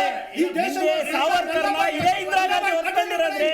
ಅರ್ಥ ಮಾಡ್ಕೊಳ್ರಿ, ಇದೇ ಇಂದಿರಾ ಗಾಂಧಿ ಒಪ್ಕೊಂಡಿದ್ದು ಸಾವರ್ಕರ್ ಹೋರಾಟವನ್ನ ನಿಮ್ಮ ಕಾಂಗ್ರೆಸ್ ಹಿರಿಯ ನಾಯಕ ಕಾಂಟ್ರಿಬ್ಯೂಷನ್ ಇಲ್ಲಿದೆ. ಸ್ವಾತಂತ್ರ್ಯ ಬಂದಾಗ ಹುಟ್ಟೇ ಇರಲಿಲ್ಲ. ನೀವು ಹುಟ್ಟಿದ್ರೇನ್ರಿ? ನೀವು ಹುಟ್ಟಿದ್ರ? ನೀವು ಹುಟ್ಟಿದ್ರ? ನೀವು ಹುಟ್ಟಿದ್ರ? ನೀವು ಹುಟ್ಟಿದ್ರೇನ್ರಿ? ನೀವು ಹುಟ್ಟಿದ್ರ? ಸ್ವಲ್ಪ ಬಿಗಿಡಿದ ಮಾತಾಡಕ್ ಕಲ್ತ್ಕೊಂಡ್ರಿ. ನೀವು ಹುಟ್ಟಿದ್ರ ಅಲ್ಲ, ಅರ್ಥ ಮಾಡ್ಕೊಳ್ಳಿ. ಕಾಂಗ್ರೆಸ್ ಅಂದ್ರೆ ನಿಮ್ಮ ಮನೆಯಲ್ಲ ರೀ. ನೋಡ್ರಿ, ಸ್ವಾತಂತ್ರ್ಯ ಹೋರಾಟದ ಕಾಂಗ್ರೆಸ್ ನಿಮ್ಮ ಆಸ್ತಿ ಅಲ್ಲ, ಅರ್ಥ ಮಾಡ್ಕೊಳ್ಳಿ. ಕಾಂಗ್ರೆಸ್ಸಿನ ಸ್ವಾತಂತ್ರ್ಯ ಹೋರಾಟದ ಕಾಂಗ್ರೆಸ್ ನಿಮ್ಮ ಮನೆ ಸ್ವತ್ತು ಅಲ್ಲ. Be careful to talk about that. ಅರ್ಥ ಆಯ್ತಲ್ಲ? ಮನೆ ಆಸ್ತಿ ಇದು. ಸ್ವಾತಂತ್ರ್ಯ ಹೋರಾಟದ ಇದನ್ನ ಕಾಂಗ್ರೆಸ್ ನಿಮ್ಮ ಮನೆ ಆಸ್ತಿನೇನ್ರಿ ಹಾಗಾದ್ರೆ? ಮತ್ತೆ ನೀವು ಹುಟ್ಟಿರ್ಲಿಲ್ಲ, ನೀವು ಹುಟ್ಟಿದ್ರೇನ್ರಿ? ಅರ್ಥ ಯಾರು ನಿಮ್ಮ ಪಕ್ಷ? ನಿಮ್ಮ ಚಿಲ್ಲರ ಪಕ್ಷ ಆಗಿರ್ತಕ್ಕಂಥ ಕಾಂಗ್ರೆಸ್. ನಮ್ದಿದ್ದು ಕಾಂಗ್ರೆಸ್ಸಿನ ಹೋರಾಟದ ಪಕ್ಷ, ಸ್ವಾತಂತ್ರ್ಯದ ಪಕ್ಷ. ಇರ್ರಿ, ಯಾರು ಕೇಳಿಸ್ಕೊಳ್ತಾರೆ ಅಂತ ಎಲ್ಲ ಹೇಳ್ತಾ ಇದ್ದಾರೆ. ಇಲ್ಲ ಮೇಡಮ್, ಒಂದ್ ನಿಮಿಷ ಇರ್ರಿ, ಸಾಕು. ರಾಷ್ಟ್ರ ಮಾತಾಡ್ಬೇಕಂದ್ರೆ ಎಚ್ಚರಿಕೆಯನ್ನು ಮಾತಾಡಬೇಕು ಕಾಂಗ್ರೆಸ್ ವಕ್ತಾರರು. ಕೇವಲ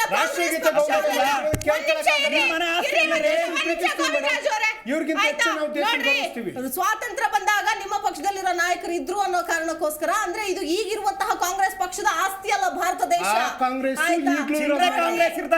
ಯಾವುದೇ ಪಕ್ಷದ ಆಸ್ತಿ ಅಲ್ಲ ನಮ್ಮ ದೇಶ, ಇದು ದೇಶದ ಜನರ ಆಸ್ತಿ. ಸೊ ಯಾವ ಪಕ್ಷನೂ ಬಂದ್ಬಿಟ್ಟು ಇದು ನಮ್ಮ ಪಕ್ಷದ್ದು, ನಮ್ಮ ದೇಶ ಈ ಪಕ್ಷದ್ದು ಅಂತ ಯಾರೂ ಕೂಡ ಇಲ್ಲಿ ಲೇಬಲ್ ಹಚ್ಕೊಂಡು ಹೋಗೋದಕ್ಕೆ ಆಗೋದಿಲ್ಲ. ನಿಮ್ಮ ಹೆಗ್ಗಳಿಕೆ ಹೆಮ್ಮೆ ಇರ್ಲಿ, ಆದ್ರೆ ಅದು ಅತಿಶಯೋಕ್ತಿ ಆಗುವಂತಹ ಅವಶ್ಯಕತೆ ಇಲ್ಲ. ದೇಶ ಪ್ರೇಮ, ದೇಶಭಕ್ತಿ ಪ್ರತಿಯೊಬ್ಬರಿಗೂ ಕೂಡ ಇದ್ದೇ ಇದೆ, ದೇಶದಲ್ಲಿರೋ ಪ್ರತಿಯೊಬ್ಬರಿಗೂ ಕೂಡ ಇದೆ, ಅದು ಇರಲೇಬೇಕು. ಮಾತಾಡ್ತೀನಿ, ಒಂದು ನಿಮಿಷ ಲೈನಲ್ಲಿ ಇರಿ.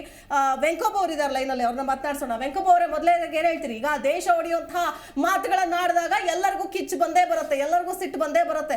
ಸಿಟ್ಟಲ್ಲಿ ಮಾತಾಡಿದ್ವಿ, ಮತ್ತಿನ್ನೊಂದೇನೋ ಮಾತಾಡ್ತೀವಿ ಅಲ್ಲ, ಅದು ದೇಶದ ಬಗ್ಗೆ ಮಾತನಾಡುವಾಗ ಎಚ್ಚರ ಇಟ್ಕೊಂಡು ಮಾತನಾಡಬೇಕಾಗತ್ತೆ, ಅದು ಯಾರೇ ಆಗಿರಬಹುದು. ಏನ್ ಹೇಳ್ತೀರಿ? ಮೇಡಮ್, ಅನ್ಇಂಟರಪ್ಟೆಡ್ 2 minutes ಬೇಕು. ಎಲ್ಲರೂ ಮಾತಾಡ್ತಾ ಇದ್ರೆ ಯಾರಿಗೂ ಏನೂ ಅರ್ಥ ಆಗೋದಿಲ್ಲ. ಈಗ ಹೇಳ್ತಾ ಇದ್ರು ನೀವು ಮಾತು ಶುರು ಮಾಡಿ ಸರ್. ಇಂಟರಪ್ಟೆಡ್, ಅನ್ಇಂಟರಪ್ಟೆಡ್, ಅದು ನೀವು ಇಂಟರಪ್ಷನ್ ಕೊಡಬೇಡಿ ನನಗೆ, ನೀವು ಮಾತುಗಳ ವಿಷಯ ಹೇಳಿ. ಆಯ್ತಾಯ್ತು. ಈಗ ರಾಷ್ಟ್ರಗೀತೆ ಅಂತ ಹೇಳ್ತಾ ಇದ್ರು, ದೇಶ ಹೊಡೆದ್ಮೇಲೆ ಹಂಗಾರೆ 2 ರಾಷ್ಟ್ರಗೀತೆ ಆಗುತ್ತೆ, ಅದು ನೋಡ್ಬೇಕಾಗತ್ತೆ. ಈ ಗಡಿಯಲ್ಲಿರೋ ಸೈನಿಕರು ಯಾರಿಗೋಸ್ಕರ ರಕ್ಷಣೆ ಮಾಡ್ತಾ ಇದಾರೆ? ನಾಳೆ ಇದೇ ಚಾಳಿ ಮುಂದುವರೆದ್ರೆ ಗಡಿಯಲ್ಲಿರೋ ಸೈನಿಕ ಕೂಡ ನೀನ್ ತಮಿಳ್ನಾಡುನು, ನೀನ್ ಕರ್ನಾಟಕ ಅಂದ್ರೆ ಈ ದೇಶ ಯಾವ ದಿಕ್ಕಿಗೆ ಹೋಗುತ್ತೆ? ಇದು ನಾವು ಎಕಾನಮಿ ಪರ್ಸ್ಪೆಕ್ಟಿವ್ ಇಂದ ನೋಡಿದ್ರೆ ಪ್ರತಿಯೊಂದು ಸ್ಟೇಟ್ ಕೂಡ ಏನ್ ಡೈವರ್ಸಿಟಿ, ವೈವಿಧ್ಯತೆ ಅಂತ ಹೇಳ್ತೀವಿ, ಇದು ಒಂದು ಸ್ಟ್ರೆಂತ್ ನಮ್ ದೇಶದ್ದು.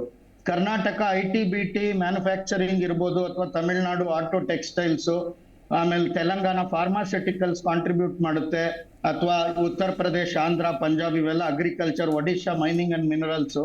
ಈ ಒಂದು ದೃಷ್ಟಿಯಿಂದ ನೋಡಿದ್ರೆ Sardar Vallabhbhai Patel unity statue of unity ಮಾಡಿದಾಗೆ ವಿರೋಧ ವ್ಯಕ್ತಪಡಿಸಿದ್ರು. ಅಂದ್ರೆ ಅದು 3,000 ಕೋಟಿ ಖರ್ಚಾಗುತ್ತೆ.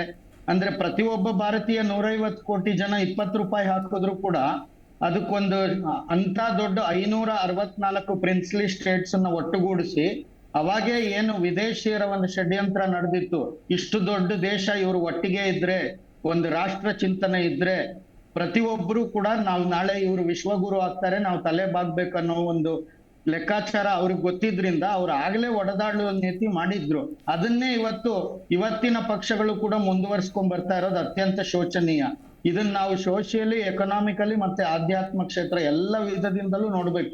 ಯಾವಾಗ ಜಾತೀಯತೆ, ಪ್ರಾದೇಶಿಕತೆ ಮತ್ತೆ ಈ ಎಲ್ಲ ಭಿನ್ನ ಚಿನ್ನ ತತ್ವ ಸಿದ್ಧಾಂತಗಳು ಈ ರೀತಿ ಆಗುತ್ತೋ ದೇಶ ಯಾವತ್ತೂ ದೇಶಕ್ಕೆ ಒಳ್ಳೇದಾಗೋದಿಲ್ಲ. ಇದನ್ನೇ ಎಲ್ಲರೂ ಯಾರ್ಯಾರು ಕಾಂಗ್ರೆಸ್ ಅಂತ ಏನ್ ಹೇಳ್ತಾರೆ ಅದರ ಒಂದು ವಲ್ಲಭಭಾಯಿ ಪಟೇಲ್, ಸುಭಾಷ್ ಚಂದ್ರ ಬೋಸ್ ಅವರು ಕೂಡ ಇದಕ್ಕೋಸ್ಕರನೇ ಹೋರಾಟ ಮಾಡಿದ್ದು.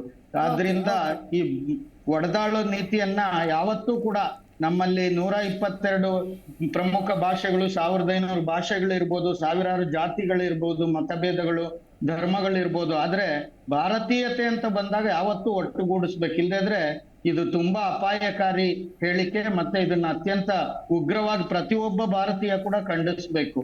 ಇದು ಒಂದು ಸಾಂವಿಧಾನಿಕ ಪೀಠದಲ್ಲಿದ್ದ ಒಂದು ಸಂಸದ ಇದನ್ನ ಹೇಳ್ತಾರೆ ಅಂದ್ರೆ ಅತ್ಯಂತ ನಾಚಿಕೆಗೇಡಿನ ಸಂಗತಿ ಅಂತ ಹೇಳಿ ಆಯ್ತು, ಮಾತಾಡ್ತೀನಿ. ಎಸ್, ದರ್ಶನ್ ಅವರೇ, ಈಗ ನಿಮ್ಮ ನಾಯಕರು, ಹೈಕಮಾಂಡು ಪ್ರತಿಯೊಬ್ರು ಕೂಡ ಪಕ್ಷ ಹುಟ್ಟಾಕಿದವರು, ಮತ್ತೊಬ್ರು ಮಗದೊಬ್ರು ಎಲ್ಲರೂ ಕೂಡ ಉತ್ತರದಲ್ಲೇ ಇದ್ದಾರಲ್ಲ, ಮತ್ತೆ ಹಂಗಾರ ಬೇರೆ ದೇಶಕ್ಕೆ ಹೋಗ್ತಾರಲ್ಲ, ಮತ್ತೆ ನೀವು ಪ್ರತ್ಯೇಕವಾದ ಹೈಕಮಾಂಡು, ಪ್ರತ್ಯೇಕವಾದ ಪಕ್ಷ ಏನಾದ್ರು ರಚನೆ ಮಾಡ್ತಿರಲ್ಲ ದಕ್ಷಿಣದಲ್ಲಿ, ಇಂತಹ ಆಲೋಚನೆಗಳೇನಾದ್ರು ಇದೆಯಾ? ಮೇಡಮ್, ಅವರ ಹೇಳಿಕೆ ಏನಿದೆ ನಮಗೆ ಆಗ್ತಾ ಇರ್ತಕ್ಕಂಥ ಅನ್ಯಾಯ ಅಂತ ಹೇಳಿರ್ತಕ್ಕಂಥದ್ದು ಮೇಡಮ್.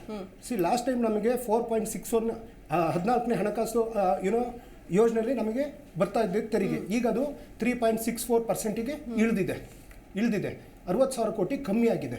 14 ಲಕ್ಷ ತೆರಿಗೆ ಕಟ್ಟಿದ ಮೇಲೆ ನಮಗೆ ಕೇವಲ 1 ಲಕ್ಷ ಕೋಟಿಯಷ್ಟು ನೀವು ಹಣ ಇಟ್ಕೊಳ್ಳಿ ಅಂತ ಕೊಟ್ಟರೆ, ಗುಜರಾತ್ಗೂ ನಮಗೂ ತುಲನೆ ಮಾಡಿದರೆ ಗುಜರಾತ್ಗೂ ಅಷ್ಟೇ ಕೊಡ್ತಾರಂತೆ, ನಮಗೂ ಅಷ್ಟೇ ಕೊಡ್ತಾರಂತೆ. ನಾವು ಇಡೀ ಇಂಡಿಯಾದಲ್ಲಿ second highest tax payers madam. ನಮ್ಗೆ ಆ ಭಾವನೆ ಬರುತ್ತಲ್ಲ. ಇವ್ರು ಯಾವ ಯೋಜನೆ ಕೊಟ್ಟರು?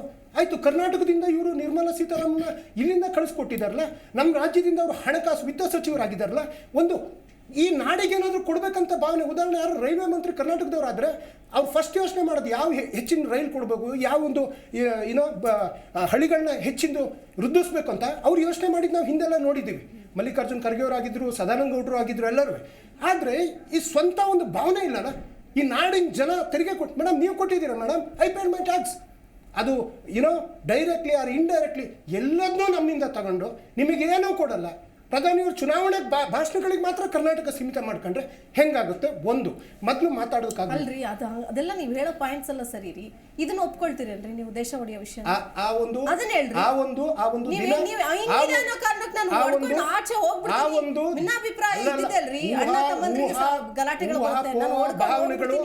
ಭಾವನೆಗಳು ಅದು ನಿಜ ಆಗ್ಲಿಕ್ಕೆ ಸಾಧ್ಯ ಇಲ್ಲ. ಹೇಳಿಕೆ ಸರಿನಾ ತಪ್ಪಾ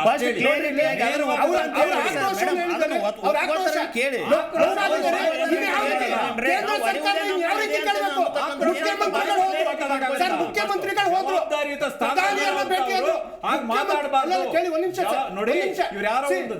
ನೀವು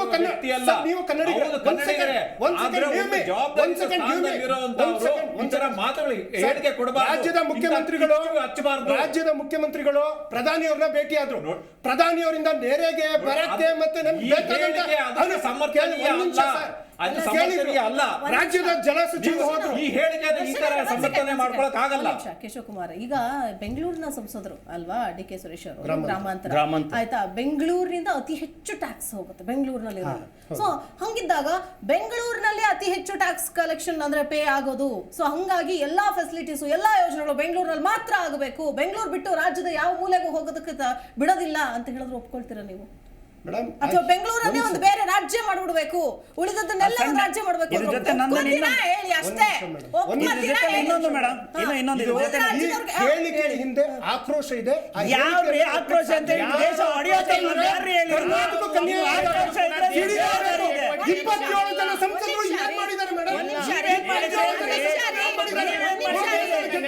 ನಿಮಿಷ. ಈಗ ನನಗೆ ಸಿಟ್ಟು ಬಂತು, ಆಕ್ರೋಶ ಬಂತು ಅಂತೇಳಿ ನಾನು ಜಸ್ಟ್ ಒಬ್ಬ ಜನಪ್ರತಿನಿಧಿ ಅಷ್ಟೇ. ನಾನು ವೈಯಕ್ತಿಕವಾಗಿ ಇಲ್ಲಿ ಯಾವುದೇ ವಿಚಾರಗಳನ್ನು ಮಾಡೋಕೆ ಅವ್ರು ಬಂದಿಲ್ಲ. ಅವರು ಹೋಗಿರೋದೇನಕ್ಕೆ? ಒಬ್ಬ ಸಂಸದರಾಗಿ ಆಯ್ಕೆ ಯಾಕೆ ಮಾಡ್ಕೊಂಡಿದ್ದಾರೆ? ನಿಮ್ಮ ಪಕ್ಷದಲ್ಲಿರೋ ಏಕೈಕ ಸಂಸದರು, ಆ ಏಕೈಕ ಸಂಸದರು ಕೊಡುವಂತಹ ಹೇಳಿಕೆಗಳು ಹಿಂಗಿದ್ರೆ ಜನ ಅನ್ಕೊಳ್ತಾರಲ್ಲ, ಇವ್ರು ಹೋಗಿ ರಾಷ್ಟ್ರ ಒಡೆಯೋ ಮಾತಾಡ್ಲಿ ಅಂತನ ನಾವು ಇವ್ರನ್ನ ಗೆಲ್ಸಿ ಕಳಿಸಿದ್ದು. ಪಕ್ಷ ನಾಡಿನ ಬಗ್ಗೆ ಡಿಸ್ಕಷನ್ ಆಯ್ತಲ್ಲ ಮೇಡಮ್, ರಾಜ್ಯಸಭೆಯಲ್ಲಿ ಲೋಕಸಭೆಯಲ್ಲಿ ನಾಡಿನ ಬಗ್ಗೆ ಡಿಸ್ಕಷನ್ ಆಯ್ತಲ್ಲ.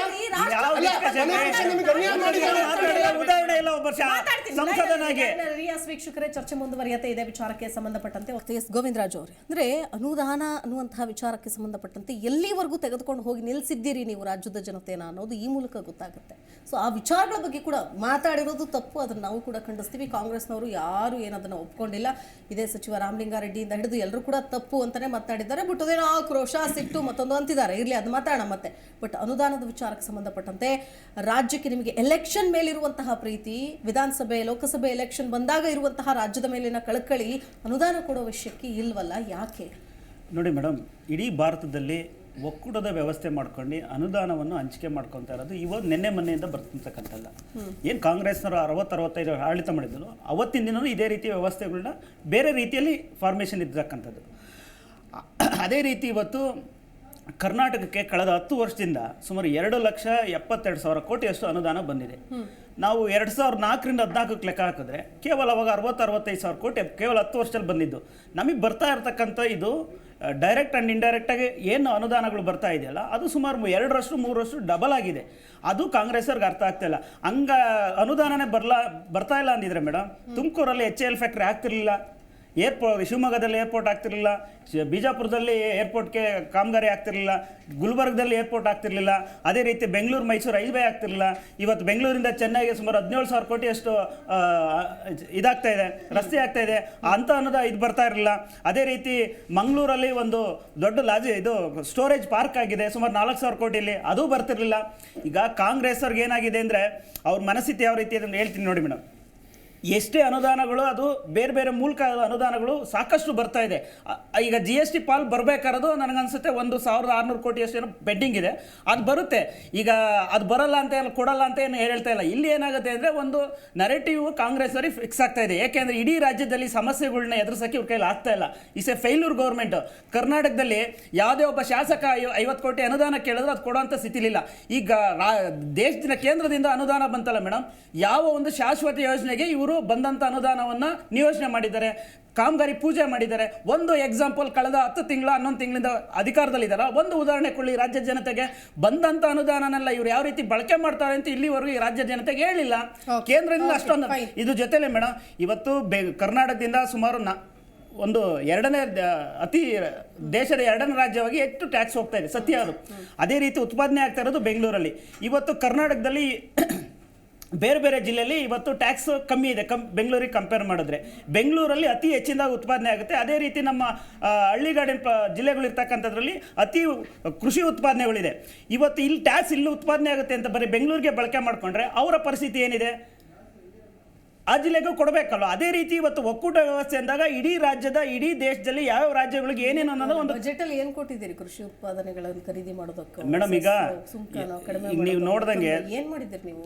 ಈಗ ವಿಮಾ ಪಾಲಿಸಿಗಳು ಇರ್ಬೋದು, ನಾನು ಅದನ್ನೇ ಹೇಳ್ತಾರೆ ನೋಡಿ ಮೇಡಮ್. ರೈತರ ಬಗ್ಗೆ ಮಾತಾಡೋದಕ್ಕೆ ಯಾವ ನೈತಿಕತೆನೂ ಇಲ್ಲ ಸರ್. ಯಾಕೆ ಅಲ್ಲ, ನೀವು ಕೇಳಿ ಮೇಡಮ್. ಈಗ ಇನ್ನೇನು ಸರ್, ಈಗ ಫಸಲ್ ಬಿಮಾ ಯೋಜನೆ ಅದು ನೀವು ನೋಡಬೇಕು. ಯಾರ್ರೇ ನೋಡ್ರಿ, ನಿಮಗೆ ಕುಣಿದಾದ್ರೆ ನೆಲ ಡೊಂಕೋ. ನಿಮ್ ಸರ್ಕಾರ ಬಂದು ಇಲ್ಲಿವರೆಗೂ ಅಲ್ಲ ರೀ, ಹಾಲು ಜಾಸ್ತಿ ಮಾಡಿದ್ರಿ, ಆಲ್ಕೋಹಾಲ್ ರೇಟು ಜಾಸ್ತಿ ಮಾಡಿದ್ರಿ, ರಿಜಿಸ್ಟ್ರೇಷನ್ ವ್ಯಾಲ್ಯೂ ಜಾಸ್ತಿ ಮಾಡಿ ಇವತ್ತು ಬೆಲೆಯನ್ನ ಏರಿಕೆ ಮಾಡ್ತಾ ಇರ್ತಾರೋ ನಿಮ್ಮಂತ ಸರ್ಕಾರಗಳು ಬಂದಾದ್ಮೇಲೆ. ಅದೇ ರೀತಿ ಇವತ್ತು 60-65 ಉತ್ತರ ಪ್ರದೇಶದಲ್ಲಿ ಹೋಗಿ ನೋಡ್ಬಿಟ್ರೆ ಮೇಡಮ್, ಯಾವುದೇ ಒಂದು ಡೆವಲಪ್ಮೆಂಟ್ ಆಗಿರ್ಲಿಲ್ಲ. ಇವತ್ತೆಲ್ಲ ಒಂದ್ ಕಡೆ ಜಮ್ಮು ಕಾಶ್ಮೀರ ವ್ಯಾಲಿಗೆ ಹೋದ್ರು, ಅಲ್ಲೂ ಸಹ ಒಂದು ಟನಲ್ಗಳು, ರಸ್ತೆಗಳು ರಾಜಾರಾಜಿಸ್ತಾ ಇದಾವೆ ಇವತ್ತು.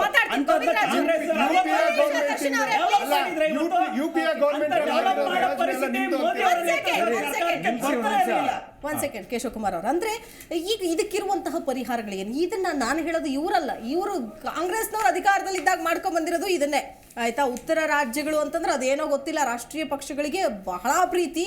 ಅದು ಬಹುಶಃ ನಿಮಗೂ ಇದ್ರೂ ಇರಬಹುದು, ಅನ್ವಯ ಆಗ್ಬೋದು. ನೀವು ಕೂಡ ಶುರುವಾಗಿರೋದು ಅಲ್ಲಿಂದಾನೆ. ಆಯ್ತಾ, ಅವರು ಮಾಡಿದೀವಿ ಅಂತ ಹೇಳ್ತಾರ್ರಿ, ನೀವು ಮಾಡಿದೀವಿ ಅಂತ ಹೇಳ್ತೀರಾ. ಬಟ್ ಫ್ಯಾಕ್ಟ್ ಕರ್ನಾಟಕದ ಜನತೆ ಗೊತ್ತಿದ್ದೇ ಇದೆ. ಗೊತ್ತಿದ್ದೇ ಇದೆ. ಬರೀ ಕೇವಲ ಬಿಜೆಪಿ ಬಂದಿರೋದೇ ಕಾಂಗ್ರೆಸ್ ಸರ್ಕಾರ ಬಿಜೆಪಿ ಪಕ್ಷ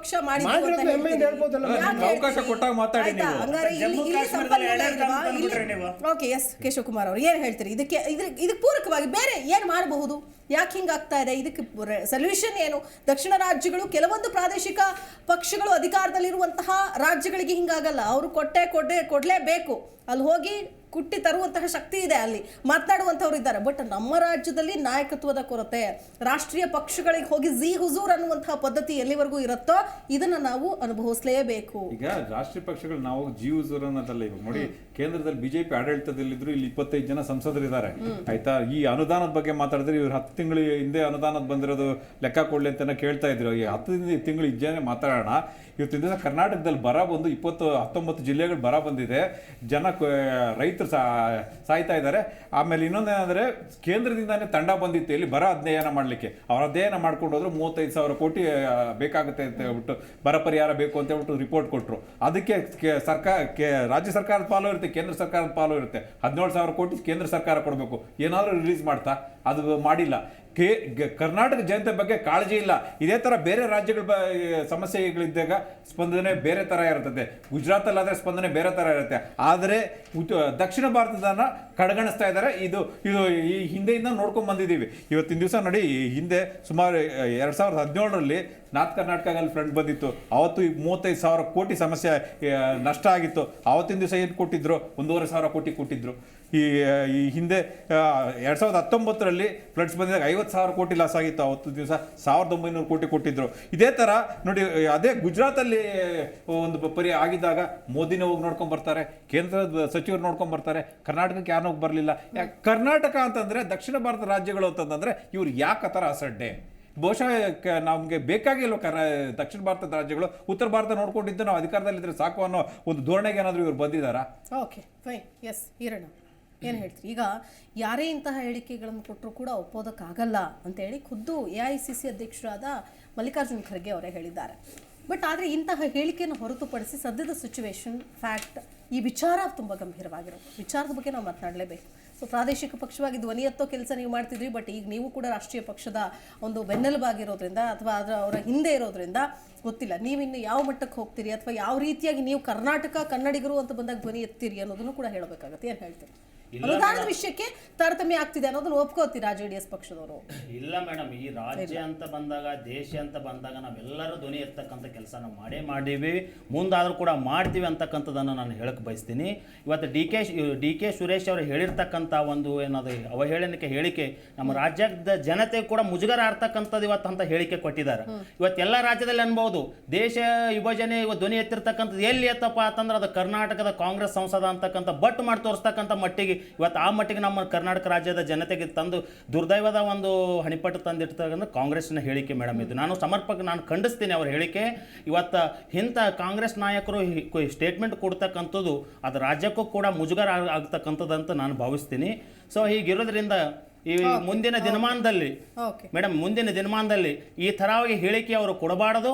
ಅಂಥ ನಾಯಕರುಗಳಿಗೆ ಅವರ ಹೈಕಮಾಂಡ್ ಶಿಸ್ತು ಒಂದು, ಯಾಕಂದ್ರೆ ಅವ್ರು ರಾಷ್ಟ್ರೀಯ ಅಧ್ಯಕ್ಷರು ಮಾಜಿ ಅವರು ರಾಹುಲ್ ಗಾಂಧಿ ಜೋಡೋ ಮಾಡ್ಕೊತ ಹೊಂಟಿದ್ದಾರೆ. ಇವ್ರು ಈ ಥರ ನಡೆಸಿದ್ದಾರೆ. ಅವ್ರು ಕ್ಲಾರಿಟಿ ಫಸ್ಟವಾಗಿ ಈ ದೇಶದ ಜನತೆಗೆ ಬೇರೆ ಉತ್ತರ ಭಾರತ ಜೋಡೋ, ದಕ್ಷಿಣ ಭಾರತ ಜೋಡೋ ಅಂತ ಎರಡೆರಡು ಮಾಡ್ತಾರೆ ಅವ್ರ ಪಕ್ಷ. ಇಲ್ಲ, ಅವರು ಯಾರು ಇಲ್ಲ ಮೇಡಮ್. ಇಲ್ಲ, ಒಂದು ನಿಮಿಷ ಮಾತಾಡ್ತೀನಿ. ವೆಂಕಬ್ಬ ಅವರೇ, ಈಗ ನೀವು ಮಾತಾಡಿದ್ರಿ, ಈಗ DK ಸಂಸದರಾದಂತಹ ಸುರೇಶ್ ಅವರ ಹೇಳಿಕೆ ಬಗ್ಗೆ ಮಾತಾಡಿದ್ರಿ, ಅದ್ರ ಜೊತೆಗೆ ಅನುದಾನದಲ್ಲಿ ತಾರತಮ್ಯ ಅನ್ನುವಂಥ ವಿಷಯಕ್ಕೆ ಏನು ಹೇಳ್ತೀರಿ? ನಿಮ್ಮ ಒಂದು ಪರಿಕಲ್ಪನೆಯಲ್ಲಿ ನೀವು ಕೊಡುವಂತಹ ವಿಶ್ಲೇಷಣೆ ಏನಿದಕ್ಕೆ ಅಂತ? ಮೇಡಮ್, ಈ ಪಾಲಿಟಿಕ್ಸ್ ಅನ್ನೋ ಒಂದು ವಿಚಾರವನ್ನ ನಾವು ಪಕ್ಕಕ್ಕೆ ಇಟ್ಟರು ಕೂಡ ಇದೊಂದು ಫ್ರೇಮ್ವರ್ಕ್ ಪಾಲಿಸೀಸ್ ಅಂತ ಇರುತ್ತೆ. ಹೇಗೆ ಹಿಂದುಳಿದವರು ಅಂತ ಇರ್ತಾರೋ ಅವರಿಗೆ ಸ್ವಲ್ಪ ಅಪ್ಲಿಫ್ಟ್ ಮಾಡ್ಲಿಕ್ಕೋಸ್ಕರ ಎಷ್ಟೋ ಪಾಲಿಸಿಗಳು ಅವ್ರಿಗೆ ಅಡಿಷನಲ್ ಬೆನಿಫಿಟ್ಸ್ ಇರೋ ರೀತಿ ಇದು ಒಂದು ಫ್ರೇಮ್ ವರ್ಕ್. ಇದು ಇಟ್ ಇಸ್ ಮೋರ್ ಆಫ್ ಎಲ್ಲಿವರೆಗೂ ಆಗುತ್ತೆ? ಅದು ಎಲ್ಲಿವರೆಗೂ ಮಾಡ್ಬೇಕಾಗುತ್ತೆ ಅದನ್ನ? ಅಲ್ಲ, ಇದು ನಾವು ಫಾರ್ ಎ ಮೂಮೆಂಟ್ ಪಾಲಿಟಿಕ್ಸ್ ಅಭಿವೃದ್ಧಿ ಮಾಡ್ತೀವಿ ಅಂತ ಇಲ್ಲ, ಇದು ಆ ರೀತಿ ಅಲ್ಲ. ನಾವು ಇನ್ನೊಂದು ಟೂರಿಸಂ ಪರ್ಸ್ಪೆಕ್ಟಿವ್ ಇಂದ ನೋಡಿದ್ರೆ, ಈಗ ನಮ್ ಭಾರತೀಯತೆ ಅಂತ ಬಂದಾಗ ನಮ್ದೊಂದು ಆಧ್ಯಾತ್ಮ ಕ್ಷೇತ್ರ, ಅಂದ್ರೆ ಎಲ್ಲವನ್ ಇಂಟರ್ ಕನೆಕ್ಟೆಡ್ ಇದೆ. ಫಾರ್ ಎಕ್ಸಾಂಪಲ್, ನಾವು ಬದ್ರಿಗೆ ಎಲ್ಲರೂ ಹೋಗ್ತಾರೆ. ಆ ಬದ್ರಿ ನಾರಾಯಣನೇ ವೀರನಾರಾಯಣ ಗದಗ್ದು. ಹಂಗೆ ಪುಷ್ಕರ ಅಂತ ಗಂಗಾ ನದಿದ ಒಂದೊಂದು ಮೇಷರಾಶಿ ವೃಷಭ ರಾಶಿ ಅಂತ ಬಂದಾಗ 12 ನದಿಗಳಲ್ಲೂ ಪುಷ್ಕರ ಬಂದಾಗ ಎಲ್ಲಾ ಸ್ಟೇಟ್ಸ್ಗೂ ಜನ ಹೋಗ್ತಾರೆ. ಆ ರೀತಿ ಟೂರಿಸಂ ಬರುತ್ತೆ. ಅದೇ ತರ ಒಂದು ಪರ್ವತಗಳಿಂದ ಕನೆಕ್ಟಿವಿಟಿ ಬರುತ್ತೆ. ಇವಾಗ ತಿರುಪತಿ ಕ್ಷೇತ್ರಕ್ಕೆ ಬದ್ರಿಯಲ್ಲಿರೋ ಕುಬೇರ ಕ್ಷೇತ್ರ ಅಲ್ಲೇ ಸಾಲ ತಗೊಂಡಿದ್ದು. ಮತ್ತೆ ಕೊಲ್ಹಾಪುರಕ್ಕೆ ತಿರುಪತಿಗೆ ಲಿಂಕ್ ಇದೆ. ಇಲ್ಲಿ ಗವಿ ಗಂಗಾಧರೇಶ್ವರ ಇರೋದು ಕಾಶಿಯಿಂದ ಗವಿ ಗಂಗಾಧರೇಶ್ವರ ಮತ್ತೆ ಸಿದ್ಧಗಂಗಾ, ಈ 3ಕ್ಕೂ ಗುಹೆ ಇದೆ. ಈ ರೀತಿ ಇದೊಂದು ಇಂಟರ್ ಕನೆಕ್ಟೆಡ್ ಚಾನಲ್ ಇದು.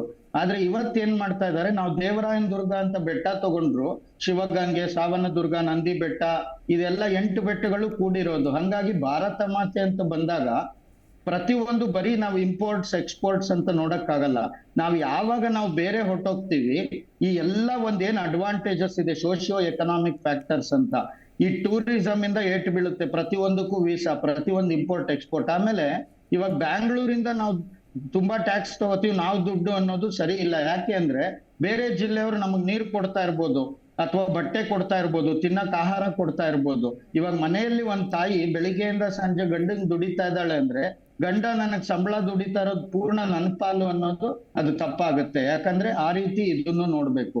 ಮತ್ತೆ this is more of political demography. ನೋಡಿದ್ರೆ ನಾವು ಇವಾಗ ಸೌತ್ ಅಲ್ಲಿ ಬಿಜೆಪಿ ಜಾಸ್ತಿ, ಕಮ್ಮಿ ಕ್ಷೇತ್ರಗಳು ಇರೋದ್ರಿಂದ ಇರೋದ್ರಿಂದ ಈ ರೀತಿ ಒಂದು ಇದು politically driven and politically motivated statement ಅಂತ ಕ್ಲೀನ್ ಆಗಿ ಗೊತ್ತಾಗುತ್ತೆ. ಇದರಿಂದ ನಮ್ಗೆ ಒಂದ್ ವೇಳೆ ಶುರುವಾತಿಂದ ಅವ್ರ ರಚನೆ ಮಾಡ್ತಾ ಇದ್ದಾರೆ. ಬಿಜೆಪಿ ವಕ್ತಾರರು ಅಂತ ಏನಾದ್ರು ಇಲ್ಲ ಬಿಜೆಪಿ ಫೇವರ್ ಅಲ್ಲ ಮೇಡಮ್. ಯಾರೇ ಆಗ್ಲಿ ಒಂದು ಜಿಯೋಗ್ರಫಿ ಒಂದು ಭಾರತ ಮಾತೆಯನ್ನ ತುಂಡಿಸ್ತೀವಿ ಅಂತ ಹೋದಾಗ ಬಜೆಟ್ ಬಗ್ಗೆ ಕೇಳಿ ಮೇಡಮ್ ಅವ್ರಿಗೆ.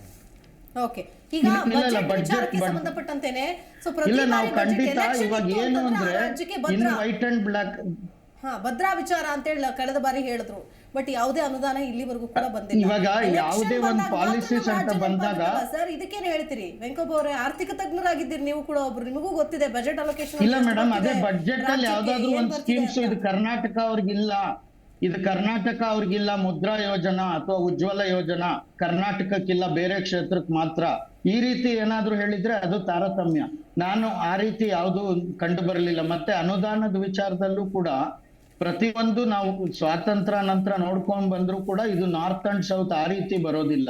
ಒಂದು structured framework, first infrastructure ಡೆವಲಪ್ಮೆಂಟ್ಗೆ ನಾವು ಒತ್ತು ಕೊಡ್ಬೇಕಾಗುತ್ತೆ. ಒಬ್ಬರ ಮನೇಲಿ ಕುಡಿಯಕ್ ನೀರೇ ಇರೋದಿಲ್ಲ, ಇನ್ನೊಬ್ರು ಸಾಫ್ಟ್ವೇರ್ ಅಲ್ಲಿ ಇರ್ತಾರೆ, ಅವಾಗ ಫಸ್ಟ್ ನೀರ್ ಕೊಡೋದು, ಮೂಲಭೂತ ಸೌಕರ್ಯವನ್ನ, ಒಬ್ರಿಗೆ ಶೌಚಾಲಯ ಇರೋದ್ರಿಂದ. ವೆಂಕಪ್ಪ ಅವರೇ ಅದನ್ನ ಮಾಡಬಾರ್ದು ಅಂತ ಹೇಳ್ತಾ ಇಲ್ಲ, ಬಟ್ ಅಟ್ ಲೀಸ್ಟ್ ಒಂದು ಹೆಚ್ಚಿನ ಅನುದಾನವನ್ನು ನಿರೀಕ್ಷೆ ಇದ್ದೇ ಇರುತ್ತಲ್ಲ ವೆಂಕಪ್ಪ ಅವರೇ. ಇಲ್ಲ ಮೇಡಮ್, ಅದು ಖಂಡಿತ ತಾರತಮ್ಯ ಮಾಡಬಾರ್ದು. ಅದ್ರ ಜೊತೆಗೆ ಯಾವುದೇ ಕಾರಣದಲ್ಲೂ ಕೂಡ ಕನ್ನಡಿಗರಿಗೆ ಮೋಸ ಆಗ್ಬಾರ್ದು, ಅದು ನಾವು ಪೂರ್ಣ ಸಹಮತವನ್ನು ಇರ್ಲಿ. ಇಲ್ಲ ಆಗ್ತಿದೆ ಅನ್ನಕ್ಕೆ ಅದು ಸುರೇಶ್ ಅವರು ಓಕೆ ಇರ್ಲಿ, ಫೈನ್. ಎಸ್ ದರ್ಶನ್ ಅವರು, ಈಗ ಅಟ್ಲೀಸ್ಟ್ ಈಗ ವಕ್ತಾರರಾಗಿ ಬಂದಿದ್ದೀರಿ, ನೀವು ಆಲ್ರೆಡಿ ನಿಮ್ಮ ಅಧ್ಯಕ್ಷರೇ ನಿಮ್ಮ ಸಂಸದರ ಮಾತನ್ನ ಒಪ್ಕೊಂಡಿಲ್ಲ, ಹಿಂಗೆ ಮಾತಾಡೋದು ತಪ್ಪು ಅಂದಿದ್ದಾರೆ. ಹೋಗ್ಲಿ, ಇಂತಹ ಮಾತುಗಳನ್ನ ಆಡೋದು ತಪ್ಪು ಅನ್ನೋದನ್ನ ಈಗಲಾದ್ರೂ ಒಪ್ಕೊಳ್ತೀರಾ? ಏನು ಹೇಳ್ತೀರಿ? ನಮ್ಮ ಮೊದಲು ಹೇಳಿದಾಗೆ ಅವ್ರದ್ದೊಂದು ಆಕ್ರೋಶದ ನೋಡಿ, ಬಟ್ ಹೇಳ್ಬಾರ್ದಿತ್ತು. ನಾವು ಅಖಂಡ ಭಾರತಕ್ಕೆ ಗೌರವ ಕೊಡೋದು. ಮೇಡಮ್, ಈ ಬಜೆಟಲ್ಲಿ ಇನ್ನೊಂದು ಘೋಷಣೆ ಆಯಿತು ಭಾಳ ಮುಖ್ಯವಾಗಿ. 4 ಜಾತಿ ಅಂತೆ ನಿರ್ಮಲಾ ಸೀತಾರಾಮ್ ಅವ್ರು ಹೇಳಿರೋದು. ಒಂದು ಯುವಕರು ಜಾತಿ ಅಂತ, ಇನ್ನೊಂದು ಮಹಿಳೆಯರ ಜಾತಿ ಅಂತ, ಇನ್ನೊಂದು ಬಡವ್ರ ಜಾತಿ ಅಂತ, ಇನ್ನೊಂದು ರೈತರ ಜಾತಿ ಅಂತೆ. ನನ್ನ ಸಿಂಪಲ್ ಪ್ರಶ್ನೆ, 2 ಕೋಟಿ ಉದ್ಯೋಗ ನೀವು ಯುವಕರಿಗೆ ಕೊಟ್ಟರೆ, ಮಹಿಳೆಯರ ಮೇಲೆ ಮಣಿಪುರದಲ್ಲೆಲ್ಲ ದಾಳಿ ಆಯ್ತಲ್ಲ, ಇವ್ರು ಬಜೆಟಲ್ಲಿ ಮಾತಾಡೋದು ಮೇಡಮ್. ಮಹಿಳೆಯರಿಗೆ ಏನು ರಕ್ಷಣೆ ಕೊಡ್ತಾ ಇದ್ದೀರಿ ನೀವು? ಬಡತನ ಅಂತ ಹೇಳ್ತಾರೆ, ನಾವು ಬಡತನ ಮಧ್ಯಮ ವರ್ಗದವರು ಬಡತನಕ್ಕೆ ಬಂದರು, ಬಡತನದಲ್ಲಿದ್ದವರು ಬಡತನ ರೇಖೆಗಿಂತ ಕೆಳಗಡೆ ಹೋದ್ರು, ಆಯ್ತಾ? ರೈತರ ಬಗ್ಗೆ ಅಂತ ಹೇಳ್ತಾರೆ. ಎಲ್ಲಿದೆ ಸರ್ ಅಂಕಿಅಂಶ? ಡೀಟೇಲ್ ನಾನು ನೆಕ್ಸ್ಟ್ ಬರೋ ಹೋಗ್ತಾ ಬರ್ತೀನಿ ಮೇಡಮ್.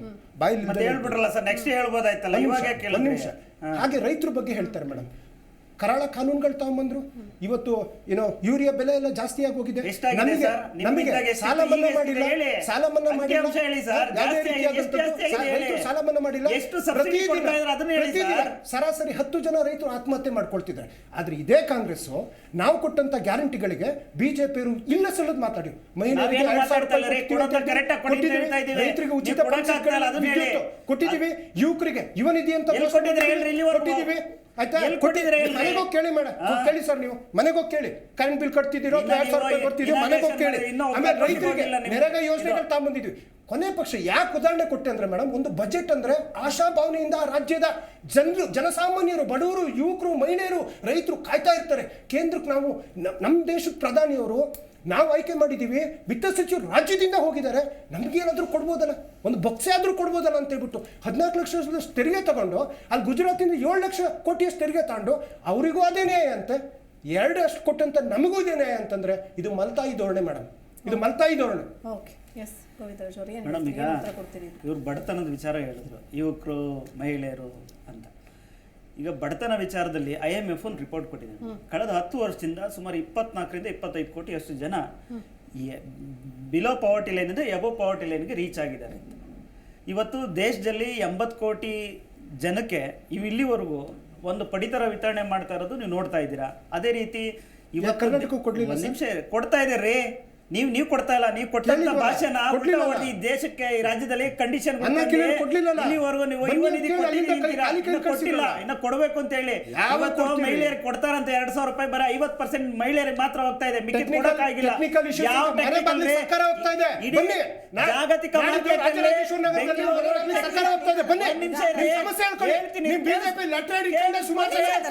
ಕೇಳಿಸ್ಕೊಳ್ರಿ, ಈ ಜಾಗತಿಕ ಮಟ್ಟದಲ್ಲಿ ಬೆಂಗಳೂರು ಒಂದು IT ಕ್ಷೇತ್ರ ಅಂದರೆ ಪ್ರಬಲವಾಗಿ ಬೆಳೆದಿರ್ತಕ್ಕಂಥದ್ದು. ಯಾವುದ್ರಿ ಟೆಕ್ನಿಕಲ್ ಪ್ರಾಬ್ಲಮ್ ಬರುತ್ತೆ, ಟೆಕ್ನಿಕಲ್ ಪ್ರಾಬ್ಲಮ್ ಬಂದಿದೆ ಎಷ್ಟು ದಿನ ಬೇಕು ಸಾಲ್ವ್ ಮಾಡೋಕ್ಕೆ? ಇಡೀ ಪ್ರಪಂಚದಲ್ಲಿ ಇರ್ತಕ್ಕಂಥ ಎಲ್ಲ ಸಾಫ್ಟ್ವೇರ್ ಮ್ಯಾನೇಜ್ಮೆಂಟ್ ಆಗೋದು ಬೆಂಗಳೂರಿಂದ ಅಲ್ಲ. ಕೇಳ್ರಿ, ಇಡೀ ಒಂದು ವೆಬ್ಸೈಟ್ನ ಒಂದು ಪೋರ್ಟಲ್ ಮೇಂಟೈನ್ ಮಾಡೋಕ್ಕೆ ನಿಮಗೆ ಶಕ್ತಿ ಇಲ್ಲ ಅಂದ್ರೆ ಕಳೆದ 3 ತಿಂಗಳು 4 ತಿಂಗಳಿಂದ ಇದೇ ಮಾತನ್ನ ಹೇಳ್ತಾರೆ. ನಿಮ್ಮ ಸಚಿವರು ಅದೇ ಹೇಳ್ತಾರೆ, ವಕ್ತಾರು ಅದೇ ಹೇಳ್ತಾರೆ,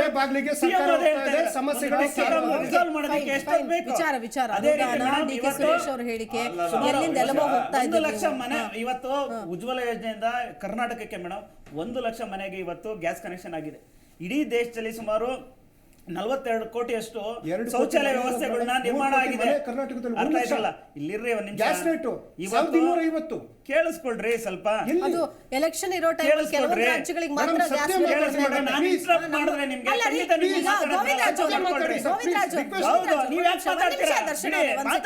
ಗೋವಿಂದರಾಜ್ ಅವರೇ, ಈಗ ಮೊನ್ನೆ ಎಲೆಕ್ಷನ್ ಬಂದಾಗ ಸಬ್ಸಿಡಿಯಲ್ಲಿ ಗ್ಯಾಸ್ ಕೊಡ್ತೀವಿ, ಸಿಲಿಂಡರ್ ಕೊಡ್ತೀವಿ ಅಂತ ಘೋಷಣೆ ಮಾಡಿದ್ರಲ್ಲ, ದೇಶಾದ್ಯಂತ ಈಗ ಲೋಕಸಭೆ ಎಲೆಕ್ಷನ್ ಇದೆಯಲ್ಲ, ದೇಶಾದ್ಯಂತ ಯಾಕೆ ನೀವು ಘೋಷಣೆ ಮಾಡಲಿಲ್ಲ?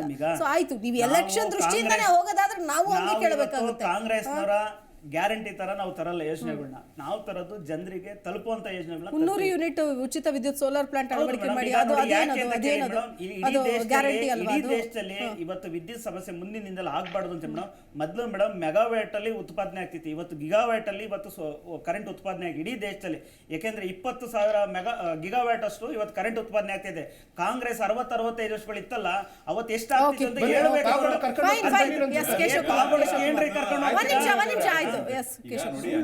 ಬಗ್ಗೆ ಮಾತಾಡ್ತಾರೆ. ಇವತ್ತಿನ ದಿವಸ ಇವರು ಆರ್ಥಿಕ ನೀತಿಗಳ ಬಗ್ಗೆಯಿಂದ ಮಧ್ಯಮ ವರ್ಗದವ್ರ ಮೇಲೆ ಎಷ್ಟು ಹೊರೆ ಆಗಿದೆ ಅಂದರೆ, ನನ್ನ ವಿಷಯನೇ ಮಾತಾಡ್ತೀನಿ ನೋಡಿ. ನಾನೊಂದು ಮಧ್ಯಮ ವರ್ಗದವರಾಗಿದ್ದುಕೊಂಡು ನನಗೆ ಒಂದು 2 ವರ್ಷದಿಂದ ನನ್ನ ಹೋಮ್ ಲೋನ್ ರೇಟು 7.15 ಇತ್ತು, ಇವತ್ತಿನ ದಿವಸ 9.45% ಆಗಿದೆ.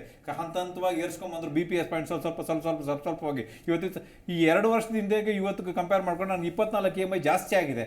ಇದು ಮಧ್ಯಮ ವರ್ಗದ ಮೇಲೆ ಹೊರೆ ಅಲ್ವಾ? ಇನ್ಕಮ್ ಜಾಸ್ತಿ ಆಗುತ್ತೆ ಅಂತ ಹೇಳ್ಬಿಟ್ಟು ನೀವು ಎಲ್ಲ ಕಿತ್ತು ಮಧ್ಯಮ ವರ್ಗದವ್ರಿಗೆ ಹೊರೆ ಮಾಡ್ತೀರಾ? ವ್ಯವಸ್ಥೆ ಹಂಗೆಲ್ಲ ನೋಡಿ. ಅನುದಾನ ಮತ್ತೆ ಇವರು ಅನುದಾನ ನೋಡಿ, ನೀವು ಮಾತಾಡ್ಬೇಕಾದ್ರೆ ಮಧ್ಯದಲ್ಲಿ ಮಾತಾಡ್ಲಿಲ್ಲ ನೋಡಿ. ಯಾವಾಗ್ಲೂ ಅಷ್ಟೇ ಅಡ್ಡ ಏನಕ್ಕೆ ಆಗ್ತಾರೆ ಅಂದ್ರೆ, ಇವ್ರನ್ನ ಎಕ್ಸ್ಪೋಸ್ ಆಗ್ತಾರೆ ಜನದ ಮುಂದೆ, ಜನಕ್ಕೆ ಗೊತ್ತಾಗ್ತದೆ ಇವ್ರು ವಾಸ್ತವಗಳು ಅಂತ ಹೇಳ್ಬಿಟ್ಟು ಅಷ್ಟೇ. ಅದೇ ನೀವು ಮಾತಾಡ್ಬೇಕಾದ್ರೆ ಮತ್ತೆ ಯಾಕೆ ಅದೇ ಅಡ್ಡ ಆಗ್ತೀರಾ? ನಾನು ವಾಸ್ತವ ಮಾತಾಡ್ತಾ ಇದ್ದೀನಿ, ಇಲ್ಲಿ ವಾಸ್ತವ ಮಾತಾಡ್ಬೇಕಾದ್ರೆ ಸುಮ್ಮನೆ ಇರಬೇಕು. ಇವತ್ತಿನ ದಿವಸ ನೋಡಿ, ಇವಾಗ 3 ವರ್ಷದಿಂದ ರಾಯಚೂರಿನಲ್ಲಿ ಒಂದು ಏಮ್ಸ್ ಬೇಕು ಅಂತ, ಒಂದು ಸಂಸ್ಥೆ ಬೇಕು ಅಂತ ಅಲ್ಲಿ ಸತ್ಯಾಗ್ರಹ ಮಾಡ್ತಾರೆ ದಿನನಿತ್ಯ. ಅಲ್ಲಿ ಒಂದು ಪೆಂಡಾಲ್ ಹಾಕೊಂಡು, ಯಾಕೆ 3 ವರ್ಷದಿಂದ ಈ ಬಜೆಟ್ ಬರುತ್ತೆ, ಮುಂದಿನ ಬಜೆಟ್ ಅಲ್ಲಿ ಬಂದಿರುತ್ತೆ, ಮುಂದಿನ ಬಜೆಟ್ ಬರ್ತಾ ಇಲ್ಲ. ಈ ಬಜೆಟ್ ಅಲ್ಲಾದ್ರೂ ಬರ್ತೇನೋ ಅನ್ಕೊಂಡಿದ್ವಿ, ಆಗಿಲ್ಲ. ಕುಡಿಯೋ ನೀರಿಗೋಸ್ಕರ ಒಂದು ಮೇಕೆದಾಟು ಯೋಜನೆ ಒಂದು ಅದಕ್ಕೆ ಏನು ಬಂದಿಲ್ಲ. ಆಯ್ತು ಸರ್, ಈಗ ಯಾವ ದಕ್ಷಿಣದ ರಾಜ್ಯಗಳು ಕೂಡ ಪ್ರತ್ಯೇಕ ರಾಷ್ಟ್ರ ಬೇಕು ಅಂತ ಮಾತಾಡಿರ್ಲಿ. ಸೊ ನಮ್ಮ ರಾಜ್ಯದ ಸಂಸದರು DK ಸುರೇಶ್ ಅವರು ಮಾತನಾಡಿದ್ದಾರೆ. ಅಂದ್ರೆ ಯಾವ ರಾಜ್ಯಕ್ಕೂ ಅನ್ನಿಸದೇ ಇರೋದು ಮಾತ್ರ ನಮ್ಮ ರಾಜ್ಯದ ಸಂಸದರಿಗೆ ಅನ್ಸುತ್ತಲ್ಲ, ಅದು ಹೆಂಗೆ? ನಮ್ಮ ರಾಜ್ಯದ ಸಂಸದರಿಗೆ ಅಂತಂದ್ರೆ ಅದು ಮೋಸ್ಟ್ಲಿ ಅವ್ರದ್ದೊಂದು ಸ್ಟ್ರಾಟಜಿ ಇರ್ಬೋದು. ಇವತ್ತೊಂದು ಕಿಡಿ ಹಚ್ಚಣ, ಮುಂದಕ್ಕೊಂದು ದಿವಸ ಜ್ವಾಲೆ ಆಗಿ ಮೋಸ್ಟ್ಲಿ ವಿಭಜನೆ ಆಗಲಿ ಅನ್ನೋದೇನಾದ್ರು ಅವ್ರ ಆಶಯನೇನೋ ನಮ್ಗೆ ಗೊತ್ತಿಲ್ಲ. ಅದು ಯಾಕಂತಂದ್ರೆ ಇವತ್ತಿನ ದಿವಸ ಅವ್ರು ಹೌದು, ನಮ್ಮ ದಕ್ಷಿಣ ಭಾರತಕ್ಕೆ ಅಲ್ಲದೆ ನಮ್ಮ ಕರ್ನಾಟಕಕ್ಕೆ ಹೆಚ್ಚಾಗಿ ಕೇಂದ್ರ ಸರ್ಕಾರದಿಂದ ತುಂಬಾ ಅನ್ಯಾಯ ಆಗಿದೆ, ಅದನ್ನ ನಾವು ಒಪ್ಕೋತೀವಿ. ಆದ್ರೆ ಇದಕ್ಕೋಸ್ಕರ ವಿಭಜನೆ ಆಗಬೇಕು ಅಂತ ಅನ್ನೋದು ಅದು ಭಾರಿ ದೊಡ್ಡ ತಪ್ಪು. ಅದು ಅಥವಾ ಇದು ಇವ್ರ ಸ್ಟ್ರಾಟಜಿಯ ಒಂದು ಭಾಗನೇನೋ, ಅದನ್ನ ಅವರು ಎಕ್ಸ್ಪ್ಲೈನ್ ಮಾಡಬೇಕಾಗುತ್ತೆ. ಯಾಕಂದ್ರೆ ಇವರು ಇದಕ್ಕೋಸ್ಕರ ಪ್ರತಿಭಟನೆ ಮಾಡಲಿ, ಹೋಗಿ ಅನುದಾನ ಕೇಳಲಿ. CM ಸಿದ್ದರಾಮಯ್ಯನವರು ಹೋಗ್ಬಿಟ್ಟು ಮೋದಿ ಅವ್ರು ಕೇಳ್ಕೊಂಡ್ ಬಂದಿದ್ದೆ ನಾವು ಅದೆಲ್ಲ ನೋಡಿದೀವಿ. ಆದ್ರೆ ಈ ತರ ವಿಭಜನೆಯ ಕೂಗಿದೆಯಲ್ಲ, ಅದು ದೊಡ್ಡ ತಪ್ಪು. ಇದು ಈ ದೇಶಕ್ಕೆ ದೊಡ್ಡ ಮಾರಕ. ಅದು ಇವಾಗ ಈ ಇಡೀ ದೇಶ ಅದ್ರ ಬಗ್ಗೆ ಡಿಸ್ಕಸ್ ಮಾಡ್ತಾ ಅಂತ ಆಗಿದೆ. ಯಾಕಂದ್ರೆ ಇವರು ಸ್ಟೇಟ್ಮೆಂಟ್ ಕೊಟ್ಟಿರೋದು ಹಾಗೆ. ನಿನ್ನೆ ಬಜೆಟ್ ಅಲ್ಲಿ ಆಗಿರೋ ಫೇಲ್ಯೂರ್ಸ್ನ ಎಕ್ಸ್ಪೋಸ್ ಮಾಡೋದ್ರಲ್ಲಿ ಇವ್ರು ತಪ್ಪು ಬಿಟ್ಬಿಟ್ಟಿದ್ದಾರೆ. ಈ ಒಂದು ಹೇಳಿಕೆನೇ ದೊಡ್ಡದಾಗ್ಬಿಟ್ಟಿದೆ. ಇವ್ರಿಗೆ ಅವ್ರು ಕವರ್ ಫೈಲ್ ಕೊಟ್ಟಂಗೆ ಇದೆ ನೋಡ್ತಾ ಇದ್ದೀವಿ. ಇಲ್ಲ ಮೇಡಮ್, ಇವರು ಈ ತರ ಒಂದು ವಿಚಾರ ಬಜೆಟ್ನಲ್ಲಿ ಇವತ್ತು ಹೋರಾಟ ಮಾಡಕ್ಕೆ ಅವಕಾಶ ಇಲ್ವೇ? ಹೋರಾಟ ಮಾಡಬೇಕಾಗಿತ್ತು ಕೇಂದ್ರ ಸರ್ಕಾರ. ಬಿಡಿ ಸರ್, ಈಗ ನೀವೇ ಎಷ್ಟೋ ಸರಿ ಮಾತನಾಡಿದ್ದೀರಿ. ಸೊ ಉತ್ತರ ಭಾರತದಲ್ಲಿರುವಂತಹ ಪಕ್ಷಗಳು, ರಾಷ್ಟ್ರೀಯ ಪಕ್ಷಗಳು, ಸೊ ಅವ್ರು ನಮ್ಮನ್ನು ಆಳ್ತಾ ಇದ್ದಾರೆ ಅಂದ್ರೆ ನಾವು ದಕ್ಷಿಣ ಭಾರತದವರು ಅಂತಂದ್ರೆ ಅವ್ರಿಗೆ ಲೆಕ್ಕಕ್ಕೆ ಇಲ್ಲ ಅಂತೇಳಿ ಅನೇಕ ಬಾರಿ ನೀವು ಕೂಡ ಮಾತನಾಡಿದ್ದೀರಿ ಅಲ್ವಾ? ಸೊ ಇದಕ್ಕೇನು ಸೊಲ್ಯೂಷನ್? ನೀವು ಒಬ್ಬ ಪ್ರಾದೇಶಿಕ ಪಕ್ಷ ಆಗ್ಬಿಟ್ಟು, ಒಂದು ಕರ್ನಾಟಕದ ಒಂದು ಪ್ರತಿಷ್ಠೆಯ ಪಕ್ಷ ಆಗ್ಬಿಟ್ಟು ಏನು ಹೇಳ್ತೀರಿ, ಏನು ಆಗ್ರಹ ಮಾಡ್ತೀರಿ? ಉತ್ತರ ರಾಜ್ಯಗಳಿಗೋ ಅಥವಾ ಅಲ್ಲಿರುವಂತಹ ರಾಷ್ಟ್ರೀಯ ಪಕ್ಷಗಳಿಗೋ ಅದನ್ನು ಬಿಟ್ಟಾಕಿ ನೀವೀಗ BJP ಜೊತೆಗೆ ಇದ್ದೀರಿ ಅನ್ನೋದಕ್ಕಿಂತ ಹೆಚ್ಚಾಗಿ ಕರ್ನಾಟಕದ ಒಂದು ಪ್ರಾದೇಶಿಕ ಪಕ್ಷದ ಹೆಮ್ಮೆ ಆಯ್ತಾ, ಅಂತಹ ಒಂದು ಸಂದರ್ಭದಲ್ಲಿ ಏನು ಮಾತಾಡ್ತೀರಿ ಸರ್? ಯಾರ ಪರವಾಗಿ ನಿಲ್ತೀರಿ ನೀವು, ಯಾರ ವಿರುದ್ಧವಾಗಿ ನಿಲ್ತೀರಿ? ಹಾಗಾದ್ರೆ ನೋಡಿ ಮೇಡಮ್, ನಾವು ಇವತ್ತು ಕನ್ನಡ ನಾಡಿಗೆ ಬರ್ತಕ್ಕಂಥ ಅನುದಾನಕ್ಕಾಗಿ ನಾವು ಕೂಡ ಹೋರಾಟ ಮಾಡಬೇಕು. ಆದ್ರೆ ದೇಶ ಖಂಡನೆ ಬಗ್ಗೆ ನಾನು ಮಾತಾಡಕ್ ಹೋಗೋದಿಲ್ಲ.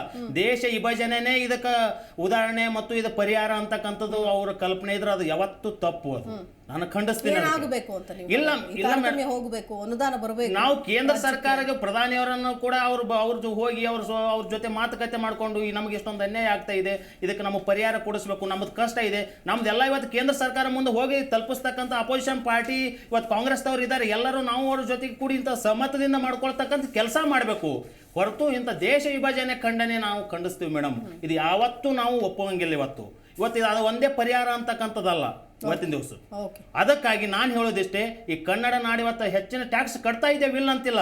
ಇವಾಗ ನೋಡಿ ಮೇಡಮ್, ಯಾವುದೇ ಸರ್ಕಾರ ಬರಲಿ ಕೇಂದ್ರದಲ್ಲಿ, ಇವರು ಮನಮೋಹನ್ ಸಿಂಗ್ನ ಸರ್ಕಾರ ಇದ್ದಕ್ಕರೂ ಕೂಡ ದಕ್ಷಿಣ ಭಾರತಕ್ಕೆ ಏನು ಮಾಡಿದ್ದಾರೆ, ಉತ್ತರ ಭಾರತಕ್ಕೆ ಏನು ಮಾಡಿದ್ದಾರೆ, ಎಲ್ಲರಿಗೂ ಯಾವ ಸರ್ಕಾರ ಬಂದರೂ ಕೂಡ ಸರ್ವಸಮಾನವಾಗಿ ಇವತ್ತು ಈ ಕೆಳಗಡೆ ಇದ್ದಕ್ಕಂಥವ್ರು ಅವ್ರಿಗೆ ಹೋಗಿ ಒಂದು ಸ್ವಲ್ಪ ಹೆಲ್ಪ್ ಮಾಡಿ ಎಲ್ಲ ಪಕ್ಷ ಪ್ರಧಾನಮಂತ್ರಿ ಮಾಡೋದು ಇದನ್ನೇ ಕೆಲಸ. ಅಂತಿಮವಾಗಿ ಏನು ಹೇಳ್ತೀರಿ ವೆಂಕಬ್ಬ ಅವ್ರು? ಚರ್ಚೆ ಅಂತಿಮ ಹಂತದಲ್ಲಿದ್ದೀನಿ. ಮೇಡಮ್, ಇದು ಡಿವೈಡ್ ಆದ್ರೆ ನಮಗೆ ಸೊಲ್ಯೂಷನ್ ಅಂದ್ರೆ ಅವಾಗ ಇಂಪೋರ್ಟ್ ಎಕ್ಸ್ಪೋರ್ಟ್ ಪಾಲಿಸೀಸ್ ಪ್ರತಿ ಒಂದ್ ಸ್ಟೇಟ್ಗೂ ಬೇರೆ ಆದ್ರೆ, ಪಕ್ಕದ ಸ್ಟೇಟ್ ಇಂದ ಒಂದ್ ಫಾರ್ಮಾ, ತೆಲಂಗಾಣದಿಂದ ಒಂದ್ ಟ್ಯಾಬ್ಲೆಟ್ಸ್ ತರಬೇಕಾದ್ರೂ ಪಾಲಿಸಿ ಬೇಕಾಗುತ್ತೆ. ಮತ್ತೆ ಪ್ರತಿ ಒಂದ್ ಸ್ಟೇಟ್ಗೂ ಒಂದು ಡಿಫೆನ್ಸ್ ಬಡ್ಜೆಟ್ ಅಂತ ಕೊಟ್ಟು ಕೇರಳ ಇಂದ ಬಾಂಬ್ ಹಾಕ್ಬೋದು ಅಥವಾ ಆಂಧ್ರ ತೆಲಂಗಾಣ ಇಂದ ಬಾಂಬು. ಸೊ ಚಾಮರಾಜನಗರ ಮತ್ತೆ ಮೇಲ್ಗಡೆ ಕಲಬುರ್ಗಿಯಲ್ಲೂ ಒಂದು ಆರ್ಮಿ ನಿಲ್ಸ್ಬೇಕಾಗತ್ತೆ. Raw materials, food, water, transport, roadways, railways, airways ಎಲ್ಲದಕ್ಕೂ ಪ್ರತ್ಯೇಕ ಪಾಲಿಸಿಗಳು ಬಂದ್ರೆ ಅದು ಇನ್ನಷ್ಟು ಆರ್ಥಿಕತೆಗೆ ಏಟು ಬೀಳುತ್ತೆ ಒಂದು ಆರ್ಥಿಕ ದೃಷ್ಟಿಯಿಂದ ನೋಡ್ಬೇಕಾದ್ರೆ. ಹಾಗಾಗಿ ಇವಾಗ ಹೇಗೆ ನಾನು ಆಧ್ಯಾತ್ಮಿಕವಾಗಿ, ಸಾಮಾಜಿಕವಾಗಿ, ಆರ್ಥಿಕವಾಗಿ ಹೇಗೆ ಒಂದು ಭಾರತ ದೇಶ ವೈವಿಧ್ಯತೆಯಲ್ಲೇ ಅತ್ಯಂತ ಸಬಲವಾಗಿದೆ, ಅದನ್ನ ಭಾರತೀಯ ಸಂಸ್ಕೃತಿ ಸಮಗ್ರತೆ ಭಾವೈಕ್ಯತೆಯಲ್ಲಿ ಹೋದ್ರೆ ಪ್ರತಿಯೊಂದು ಸಂಸದರು ನಮ್ಮ ರಾಷ್ಟ್ರ ಮಟ್ಟದಲ್ಲಿ ಹೇಗೆ ಇವಾಗ ಆರ್ಥಿಕತೆ 5ನೇ ಆರ್ಥಿಕತೆಗೆ ಹೋಗಿದೆ, ಅದು ಇನ್ನೂ 3ಕ್ಕೆ ನಾವು 5 ಟ್ರಿಲಿಯನ್ ಎಕಾನಮಿ ಕಡೆ ಹೋಗ್ಬೋದು ಅಂತ ಹೇಳ್ಬೋದು ಮೇಡಮ್. ಓಕೆ ಎಸ್, ಅಂತಿಮವಾಗಿ ಏನು ಹೇಳ್ತೀರಿ ದರ್ಶನ್ ಅವರು? ಮೇಡಮ್, ಇವಾಗ ರಾಜ್ಯಕ್ಕೆ ನ್ಯಾಯ ಕೇಳಬೇಕಂತೇಳಿ ಫೆಬ್ರವರಿ 6 ಮತ್ತು 7ನೇ ತಾರೀಕು ದೆಹಲಿನಲ್ಲಿ ಒಂದು ಪ್ರತಿಭಟನೆಯನ್ನು ನಾವು ಹಮ್ಮಿಕೊಂಡಿದ್ದೀವಿ. ರಾಜ್ಯದ ಎಲ್ಲ MLAಗಳಾಗಿರ್ಬೋದು, MLCಗಳಾಗಿರ್ಬೋದು ಅಥವಾ ಸಂಸದರುಗಳಾಗಿರ್ಬೋದು, ರಾಜ್ಯಸಭಾ ನಾನು ಕೇಳ್ಕೊಳ್ಳೋದಿಷ್ಟೇ, ಈ ಕಡೆ JDSನವರು ಇದ್ದಾರೆ, ಈ ಕಡೆ BJPನವರು ಇದ್ದಾರೆ. ಅಂತಿಮವಾಗಿ ನಮಗೆ ಬೇಕಾಗಿರೋದು ನಮ್ಮ ನಾಡು, ನಮ್ಮ ನಾಡಿಗೆ ನ್ಯಾಯ. ನೀವು 27 ಜನ NDAನಲ್ಲಿ 27 ಜನನೇ ಇದ್ದಾರೆ, ನಾವು ಒಬ್ಬರೇ ಇರ್ಬೋದು. ದಯವಿಟ್ಟು ನಮ್ಮ ಜೊತೆ ಕೈ ಜೋಡಿಸಿ. ನರೇಂದ್ರ ಮೋದಿ ಅವ್ರು ಕೇಳೋಣ, ನಮ್ಮ ಹಕ್ಕು, ನಮಗೆ ಕೊಡಬೇಕಾಗಿರ್ತಕ್ಕಂಥ ಪಾಲನ ಯಾವುದೇ ಒಂದು ಮಲ್ತಾಯಿ ಧೋರಣೆ ಮಾಡದೆ, ತಾರತಮ್ಯ ಮಾಡ್ದೇನೆ ನಮ್ಮ ಹಕ್ಕನ್ನ ನಮಗೆ ಕೊಡಿ. ನಮ್ಮ ನಾಡಿಗೆ ಬರಬೇಕಾಗಿರ್ತಕ್ಕ ಭದ್ರಾ ಯೋಜನೆಗೆ 5,700 ಕೋಟಿ ಮೇಡಮ್ ಈಗಲೂ ಅನೌನ್ಸ್ ಆಗಿಲ್ಲ, ಈಗಲೂ ಕೊಡ್ಲಿಲ್ಲ. ದಯವಿಟ್ಟು ಈ ರೀತಿಯಾದಂಥ ಕೆಲಸವನ್ನ ಮಾಡಬೇಡಿ ಅಂತ ಹೇಳ್ತೀವಿ ಮೇಡಮ್. ಇವತ್ತು ಕಾಂಗ್ರೆಸ್ನವರು ಇಡೀ ದೇಶದಲ್ಲಿ ಒಂದು ಕಾನೂನು ಅಂತ ತಂದ್ರೆ ಜಮ್ಮು ಕಾಶ್ಮೀರಕ್ಕೆ 2 ಕಾನೂನು ತಂದರು ಇದೇ ಕಾಂಗ್ರೆಸ್ ಅವರು. ಇವತ್ತು ಯಾವುದೇ ನೈತಿಕತೆ ಇಲ್ಲ ಅವರು ಮಾತಾಡೋದಿಕ್ಕೆ. ಅದೇ ವಿಚಾರದಲ್ಲಿ ಇವತ್ತು ಕರ್ನಾಟಕಕ್ಕೆ ಸಾಕಷ್ಟು ಅನುದಾನಗಳು ಬರ್ತಾ ಇದೆ, ಮುಂದೇನೋ ಬರುತ್ತೆ, ಯಾವುದೇ ಕಾರಣಕ್ಕೂ ನಿಲ್ಲಿಸಲ್ಲ. ಫಸ್ಟ್ ಇವತ್ತು ಡಿಸಾಸ್ಟರ್ ಮ್ಯಾನೇಜ್ಮೆಂಟ್ ಫಂಡಲ್ಲಿ PD ಅಕೌಂಟಲ್ಲಿ ಎಲ್ಲ ಜಿಲ್ಲಾಧಿಕಾರಿಗಳ ಹತ್ರ 830 ಕೋಟಿ ದುಡ್ಡಿದೆ. ಫಸ್ಟ್ ಕರ್ನಾಟಕದ CM ಅವರು ಫಸ್ಟ್ ಅದನ್ನ ರಿಲೀಸ್ ಮಾಡಿ ರೈತರುಗಳಿಗೆ ಏನೇನು ಕೊಡಬೇಕು ಅದನ್ನ ಫಸ್ಟ್ ಕೊಟ್ಟು ನಂತರ ಬರಬೇಕಾದದನ್ನ ಗಟ್ಟಿಯಾಗಿ ಕೇಳುವಂತದನ್ನ ಕೇಳೋ ಪ್ರಶ್ನೆ ಮಾಡಿದ್ರೆ ನಾವು ಒಪ್ಕೊಂತೀವಿ. ಆದ್ರೆ ಇಲ್ಲಿ ಎಲ್ಲದಕ್ಕೂ ಕೇಂದ್ರ ಅಂತ ತೋರಿಸ್ತಾರೆ. ಇವ್ರು ಏನನ್ನೂ ಮಾಡ್ತಾ ಇಲ್ಲ ಈ ರಾಜ್ಯಕ್ಕೋಸ್ಕರ. ಮಾಡ್ತಾ ಇರೋದು ಗ್ಯಾರಂಟಿ ಅನುದಾನ ಏನನ್ನೂ ಮಾಡ್ತಾ